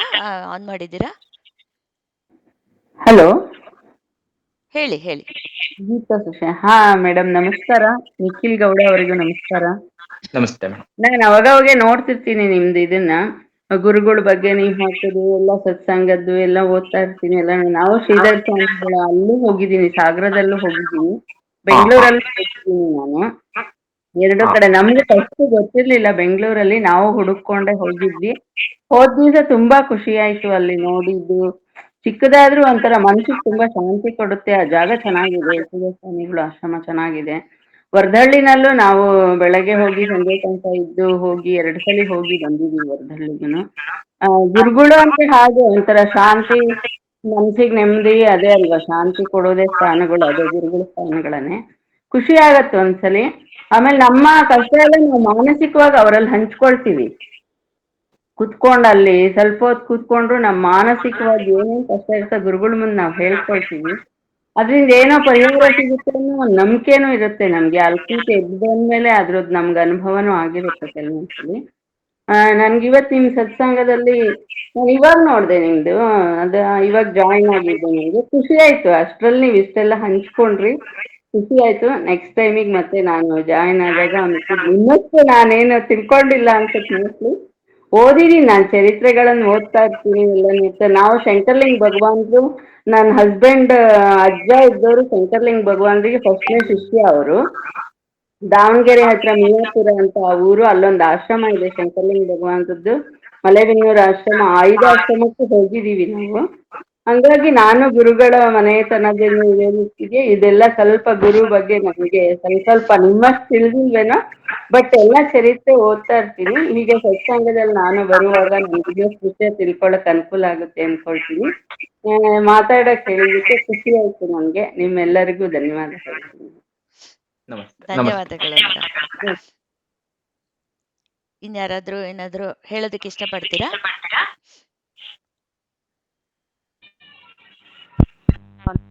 ಒಂದೇ ಒಂದು ಶ್ರೀಧರರ ಬಗ್ಗೆ ನೀವು ಮಾತನ್ನ ಹೇಳಿದ್ರಿ. ಅವರು ತೀರ್ಥದಿಂದ ಜನರ ಒಂದು ಕಾಯಿಲೆಗಳು ಗುಣವನ್ನ ಪಡಿಸ್ತಾ ಇದ್ರು ಅಂತ. ಅದು ಅವ್ರು ಏನ್ ಹೇಳ್ತಿದ್ರು ಅಂದ್ರೆ, ಮೂಢ ಭಕ್ತಿಯಿಂದಲಾರು ಬಂದು ಒಂದು ಜ್ಞಾನದ ಬೆಳಕಾಗ್ಲಿ ಅಂತ. ಅದು ತುಂಬಾ ಎಫೆಕ್ಟ್ ಆಯ್ತು ಅಂತ. ಬಹಳ ಚೆನ್ನಾಗಿತ್ತು ನಿಖಿಲು. ಆಯ್ತು. ಅವರು ಶ್ರೀಧರ ಸ್ವಾಮಿಗಳು ಒಂದ್ಸಾರಿ ಅನಾರೋಗ್ಯಕ್ಕೆ ತುತ್ತಾಗಿರ್ತಾರೆ. ಅನಾರೋಗ್ಯಕ್ಕೆ ತುತ್ತಾದಾಗ ಅವರು ಭಕ್ತರು ಹೇಳ್ತಾರೆ, ವೈದ್ಯರ ಹತ್ರ ಕರ್ಕೊಂಡೋಗ್ತೀವಿ, ವೈದ್ಯರನ್ನ ಕರೆಸ್ತೀವಿ, ಜೊತೆಗೆ ಗಿಡಮೂಲಿಕೆಗಳು, ಔಷಧಿಗಳು, ಕಷಾಯಗಳನ್ನ ಮಾಡ್ಕೊಡ್ತೀವಿ ಅಂದಾಗ ಶ್ರೀಧರ ಸ್ವಾಮಿಗಳು ಹೇಳ್ತಾರೆ, ನನಗೆ ಯಾವ ಕಷಾಯವನ್ನು ಕೂಡ ನೀವು ಮಾಡಬೇಡ್ರಿ, ಯಾವ ವೈದ್ಯರನ್ನು ಕೂಡ ನೀವು ಕರೆಸ್ಬೇಡಿ. ಮಂತ್ರ ಇದೆಯಲ್ಲ, ನಮಃ ಶಾಂತಾಯ ದಿವ್ಯಾಯ ಸತ್ಯ ಧರ್ಮ ಸ್ವರೂಪಿಣೆ, ಆ ಮಂತ್ರ ಏನಿದೆ, ಸ್ವಾನಂದಾಮೃತ ತೃಪ್ತಾಯ ಶ್ರೀಧರಾಯ ನಮೋ ನಮ ಅನ್ನುವಂತ ಮಂತ್ರ ಏನಿದೆ, ಆ ಮಂತ್ರದಲ್ಲಿ 108 ಸಾರಿ ಆ ಮಂತ್ರವನ್ನ ಜಪಿಸಿ ನನಗಾದ್ ನೀರನ್ನ ಕೊಡಿ, ಆ ನೀರನ್ನ ಕುಡಿದ್ಮೇಲೆ ನನಗೆ ಆರೋಗ್ಯ ಸುಧಾರಿಸುತ್ತೆ ಅಂತ ಶ್ರೀಧರ ಸ್ವಾಮಿಗಳು ಹೇಳಿರ್ತಾರಂತೆ. ಶ್ರೀಧರ ಸ್ವಾಮಿಗಳು ಹೇಳ್ದಾಗೆ ಆ ಮಂತ್ರದಿಂದ ನೀರನ್ನ ಮಂತ್ರಿಸಿ ಶ್ರೀಧರ ಸ್ವಾಮಿಗಳಿಗೆ ದಿನಾ ಕೊಡ್ತಾರಂತೆ. ದಿನಾ ಕೊಡ್ತಾ ಇದ್ದಾಗ ಶ್ರೀಧರ ಸ್ವಾಮಿಗಳು ಗುಣ ಆಗ್ತಾರಂತೆ. ಇದು ಪ್ರತ್ಯಕ್ಷ ನಡೆದಿರುವಂತ ಘಟನೆ. ಅಂದ್ರೆ ಅವರೇ ಕೊಟ್ಟಿರುವಂತ ಮಂತ್ರಕ್ಕೆ ಅವ್ರು ಯಾವ ರೀತಿ ಶಕ್ತಿ ಇದೆ ಅನ್ನುವುದನ್ನ ತೋರಿಸ್ಕೊಟ್ರು ಅನ್ನುವಂಥದ್ದು ಸ್ವಯಂ ಅವರೇ ಮಾಡಿ ತೋರಿಸ್ಕೊಟ್ರು. ಅಂದ್ರೆ ಭಗವಂತನಿಗಿಂತಲೂ ಭಗವಂತನ ನಾಮಕ್ಕೆ ಮಹತ್ವ ಜಾಸ್ತಿ ಅಂತ. ಶ್ರೀಧರ ಸ್ವಾಮಿಗಳಿಗಿಂತಲೂ ಶ್ರೀಧರ ಸ್ವಾಮಿಗಳ ಮಂತ್ರಕ್ಕೆ ಮಹತ್ವ ಹೆಂಗಿರುತ್ತೆ ಅನ್ನೋದನ್ನ ಸ್ವಯಂ ಅವ್ರಿದ್ದಾಗ್ಲೇ ತೋರಿಸ್ಕೊಟ್ರು ಅಂತ ಮಹಾಮಹಿಮರು. ಹಾಗಾಗಿ ಅವರ ತೀರ್ಥ, ಅವರು ಸಾಧನೆ ಮಾಡಿದ್ದು, ತಪಸ್ ಮಾಡಿರುವಂತ ತೀರ್ಥದಿಂದ ಕುಡಿಯೋದ್ರಿಂದ ರೋಗಗಳು ಗುಣ ಆಗತ್ತಾ, ಅಥವಾ ಹಂಗಾದ್ರೂ ಗುಣ ಆದ್ರೆ ಆಸ್ಪತ್ರೆ ಏನಕ್ಕೆ, ಅಲ್ಲೇ ಹೋಗಿ ಗುಣ ಮಾಡ್ಕೋಬಹುದಲ್ಲ ಅನ್ನುವಂಥದ್ದನ್ನ ನಾಸ್ತಿಕರು ಹೇಳ್ಬಹುದೇನೋ. ಆದ್ರೆ ಗುಣ ಮಾಡ್ಕೋಬಹುದು ಅಂತ ಹೇಳಿದ್ರು ಕೂಡ ಅದೆಷ್ಟು ಜನಕ್ಕೆ ಆಧ್ಯಾತ್ಮವನ್ನ ನಂಬಲಿಕ್ಕೆ ಮನಸ್ಸು ಬರುತ್ತೆ? ಆಧ್ಯಾತ್ಮಕ್ಕೆ ಅದೆಷ್ಟು ಜನ ಬರ್ತಾರೆ? ಆಧ್ಯಾತ್ಮಕ್ಕೆ ಬರುವಂತವ್ರು ಅದೆಷ್ಟು ಜನ ಗುರುವನ್ನ ನಂಬ್ತಾರೆ? ಈಗ ಆಧ್ಯಾತ್ಮ ಹೆಂಗಾಗ್ಬಿಟ್ಟಿದೆ ಅಂದ್ರೆ, ಗುರುವನ್ನ ನಂಬುವಂತವ್ರು ಕಡಿಮೆ, ಆಧ್ಯಾತ್ಮಕ್ಕೆ ಬರುವಂತವ್ರೇ ಕಡಿಮೆ. ಅವ್ರೇನೀಗ ಪವಾಡಗಳಿಗೆ ಜೋತ್ ಬಿದ್ದಿರೋರು. ಯಾರಾದ್ರೂ ಬೂದಿ ಪವಾಡ ಮಾಡ್ತಾರೆ ಅಂದ್ರೆ, ಏನಾದ್ರೂ ಸೃಷ್ಟಿ ಮಾಡ್ತಾರೆ, ಏನಾದ್ರೂ ಕಣ್ಮುಂದೆ ಪವಾಡ ಮಾಡ್ತಾರೆ ಅಂದ್ರೆ ಪವಾಡಗಳಿಗೆ ಜೋತ್ ಬಿದ್ದು ಅವರಿಗೆ ನಡ್ಕೊಳ್ಳುವಂತವ್ರೆ ಜಾಸ್ತಿ. ಆದ್ರೆ ತತ್ವಕ್ಕೆ, ಆ ಗುರುವಿನ ವಿಚಾರಕ್ಕೆ ಕಟ್ಟಿಬಿದ್ದಿರುವಂತವ್ರು ಕಡಿಮೆ. ನಾವು ನೋಡ್ತಾ ಇದ್ದೀವಿ ಈಗ ಈ ಮೆಣಸಿನಕಾಯಿ ಅರಿಯುವಂಥದ್ದು, ಈ ಕಾಯಿ ಕಟ್ಟುವಂಥದ್ದು, ಉಪ್ಪು ಸುರಿಯುವಂಥದ್ದು, ಇಂತಹ ಮೌಢ್ಯಕ್ಕೆ ನಮ್ಮ ಜನ ರಾಶಿ ಲಕ್ಷಾಂತರ ಜನ ಹೋಗ್ತಾರೆ. ಆದ್ರೆ ನಿಜವಾಗಿರುವಂತಹ ಶಕ್ತಿಯುತವಾದಂತಹ ಗುರುವಿನ ಸ್ಥಾನಕ್ಕೆ ಜನ ಹೋಗೋದಿಲ್ಲ. ಅವರಿಗೆ ಬೇಕಾಗಿಲ್ಲ ಅನ್ನೋದ್ಕಿಂತ ಅವ್ರ ಮೌಢ್ಯ ಇದೆ ಅಂತ ಅನ್ಬೋದು. ಹಂಗೆ ಶ್ರೀಧರ ಸ್ವಾಮಿಗಳು ಹೇಳ್ತಾ ಇದ್ರು, ನನ್ನ ಹತ್ರಕ್ಕೆ ಬಂದು ನಾನು ತೀರ್ಥ ಕೊಟ್ಟು ಗುಣ ಆದ್ರೂ ತೀರ್ಥ ಕೊಡೋದು ಒಂದು ಮೌಢ್ಯ ಅಂತ ಅನ್ಕೊಂಡ್ರು ಪರವಾಗಿಲ್ಲ, ಬಂದು ನನ್ನ ಹತ್ರಕ್ಕೆ ಬಂದು ಹೋದ್ರು ಸಾಕು, ಅವರ ಮೌಢ್ಯ ದಿನದಿಂದ ದಿನಕ್ಕೆ ದೂರ ಆಗತ್ತೆ. ಧರ್ಮ ಅನ್ನುವಂಥದ್ದು, ಸತ್ಯ ಅನ್ನುವಂಥದ್ದು ಅವರ ಮನಸ್ಸಲ್ಲಿ ಉಳಿಯುತ್ತೆ. ಆ ಧರ್ಮ ಉಳಿಸ್ಲಿಕ್ಕೆ ನಾನು ಬಂದಿದ್ದೇನೆ, ನನ್ನ ಹತ್ರಕ್ಕೆ ಬಂದ್ರು ಸಾಕು, ಒಂದು ಸಾರಿ ನನ್ನ ಭಕ್ತರಾಗಿ ಬಂದ್ರು ಸಾಕು, ಅವರಿಗೆ ಮೋಕ್ಷ ಅನ್ನುವಂಥದ್ದನ್ನೇ ನಾನು ದಯಪಾಲಿಸ್ತೀನಿ ಅಂತ ಹೇಳ್ತಾ ಇದ್ರಂತೆ. ಅವರು ತಮ್ಮ ಅಕ್ಕ ಹಿಂಗೆ ಅಕ್ಕ ಅನ್ಕೊಂಡು, ತಮ್ಮ ಅನ್ಕೊಂಡೆ ಇಡೀ ಜೀವನವನ್ನ ಯಾರೊಂದಿಗೂ ಮೃದುವಾಗಿ ಮಾತಾಡ್ಕೊಂಡು, ಯಾರೊಂದಿಗೂ ಕಠೋರವಾಗಿ ಮಾತಾಡದಿರ ಮೃದುವಾಗಿ ತಮ್ಮಗಳಿರ, ಅಕ್ಕಗಳಿರ, ಅಪ್ಪಗಳಿರ ಅಂತ ಅನ್ಕೊಂಡೆ ಸಾಧನೆ ಮಾಡಿದಂತಹ ಅಪರೂಪದ ಸಂತ ಅಂದ್ರೆ ಶ್ರೀಧರ ಸ್ವಾಮಿಗಳು. ಧನ್ಯವಾದಗಳು ನಿಖಿಲ್ ಅವರೇ. ಆ ಮಂತ್ರದ್ದು ಹೌದು ಓದಿದ್ದೀನಿ, ನಿಮ್ಮ ಗುರುವಾಣಿಯಲ್ಲೇ ನಾನು ಓದಿರೋದು. ಬಹಳ ಅದ್ಭುತ ಅದು. ಮೊನ್ನೆ ವೀರಪ್ಪ ತಾತ ಅವರು ಕೂಡ ಅವರ ಒಂದು ಪ್ರತಿಮೆಯನ್ನು ಮಾಡಿಸಿ ಅವರೇ ಪೂಜೆ ಮಾಡ್ತಿದ್ರು ಅದನ್ನ ಅಂತ. ಈ ರೀತಿ ಸಂತರದ್ದು ಅಂದ್ರೆ ಅವರ ಮಹಿಮೆ ಬಹಳ ಅಪಾರ. ಇದನ್ನು ಕೂಡ ಇದು ಕೇಳ್ಬೇಕಾದ್ರೆ ಅದ್ ನೆನಪು ಬಂತು. ಅದ್ ನಾನೇ ಹಾಕಿದ್ದೆ ರೀಸೆಂಟ್ ಆಗಿ ಅದನ್ನ, ಹಾ ಅಂದ್ರೆ ಸುಮಾರು ವರ್ಷಗಳ ಹಿಂದೆ. ಹೌದೌದು ಸರ್, ಓದಿರೋದು ನೆನಪಿದೆ. ಬಹಳ ಅದು ಅದ್ಭುತವಾದ್ದು, ಬಹಳ ಚೆನ್ನಾಗಿ ಇತ್ತು. ಧನ್ಯವಾದಗಳು. ಸತ್ಸಂಗವನ್ನ ಇಲ್ಲಿಗೆ ಸಂಪನ್ನ ಮಾಡೋಣ, ಸಮಯ ಆಗ್ತಾ ಇದೆ. ಸರ್ವೇ ಜನಾಃ ಸುಖಿನೋ ಭವಂತು, ಸರ್ವೇ ಸಂತು ನಿರಾಮಯಾಃ, ಸರ್ವೇ ಭದ್ರಾಣಿ ಪಶ್ಯಂತು, ಮಾ ಕಶ್ಚಿತ್ ದುಃಖಭಾಗ್ ಭವೇತ್. ಓಂ ಶಾಂತಿ ಶಾಂತಿ ಶಾಂತಿ. ಗುರುದೇವ ದತ್ತ. ಜೈ ಶಂಕರಲಿಂಗ. ಎಲ್ಲರ ಒಂದು ನಮಸ್ಕಾರಗಳನ್ನ ಸಲ್ಲಿಸಿ ನಾನು ಇಂದಿನ ಸತ್ಸಂಗವನ್ನ ಮುಕ್ತಾಯ ಮಾಡ್ತಿದ್ದೇನೆ. ಎಲ್ಲರಿಗೂ ನಮಸ್ಕಾರ. ಮತ್ತೆ ಹೀಗೆ ಸತ್ಸಂಗದಲ್ಲಿ ಮತ್ತೆ ಸೇರೋಣ. ಗುರುವಾಣಿ ಸತ್ಸಂಗ ಹಾಗೂ ಶಂಕರಲಿಂಗ ಸತ್ಸಂಗ ಒಂದು ಸಮ್ಮಿಲನ ತರ ಆಗಿದೆ ಇವಾಗ. ಹಾಗೇನೆ ಇದು ಮುಂದುವರ್ಕೊಂಡು ಎಲ್ಲಾ ಗುರುಭಕ್ತರು ಒಂದು ವೇದಿಕೆಯಲ್ಲಿ ಸತ್ಸಂಗವನ್ನ ಮಾಡುವಂತೆ ಆಗಿ ಎಲ್ಲಾ ಗುರುಗಳ ಒಂದು ಮಹಿಮೆಯನ್ನ, ಅವರ ಆಶೀರ್ವಾದವನ್ನ ನಾವು ಪಡೆಯುವಂತಾಗ್ಲಿ ಅಂತ ನಾನು ಕೇಳ್ಕೊತಾ ಎಲ್ಲ ನಮಸ್ಕಾರಗಳನ್ನ ಅರ್ಪಿಸ್ತಿದ್ದೇನೆ. ಜೈ ಶಂಕರಲಿಂಗ. ನಮಸ್ತೆ. ಶಂಕರಲಿಂಗ. ಧನ್ಯವಾದಗಳು ಸರ್. ಧನ್ಯವಾದಗಳು ಮೇಡಮ್.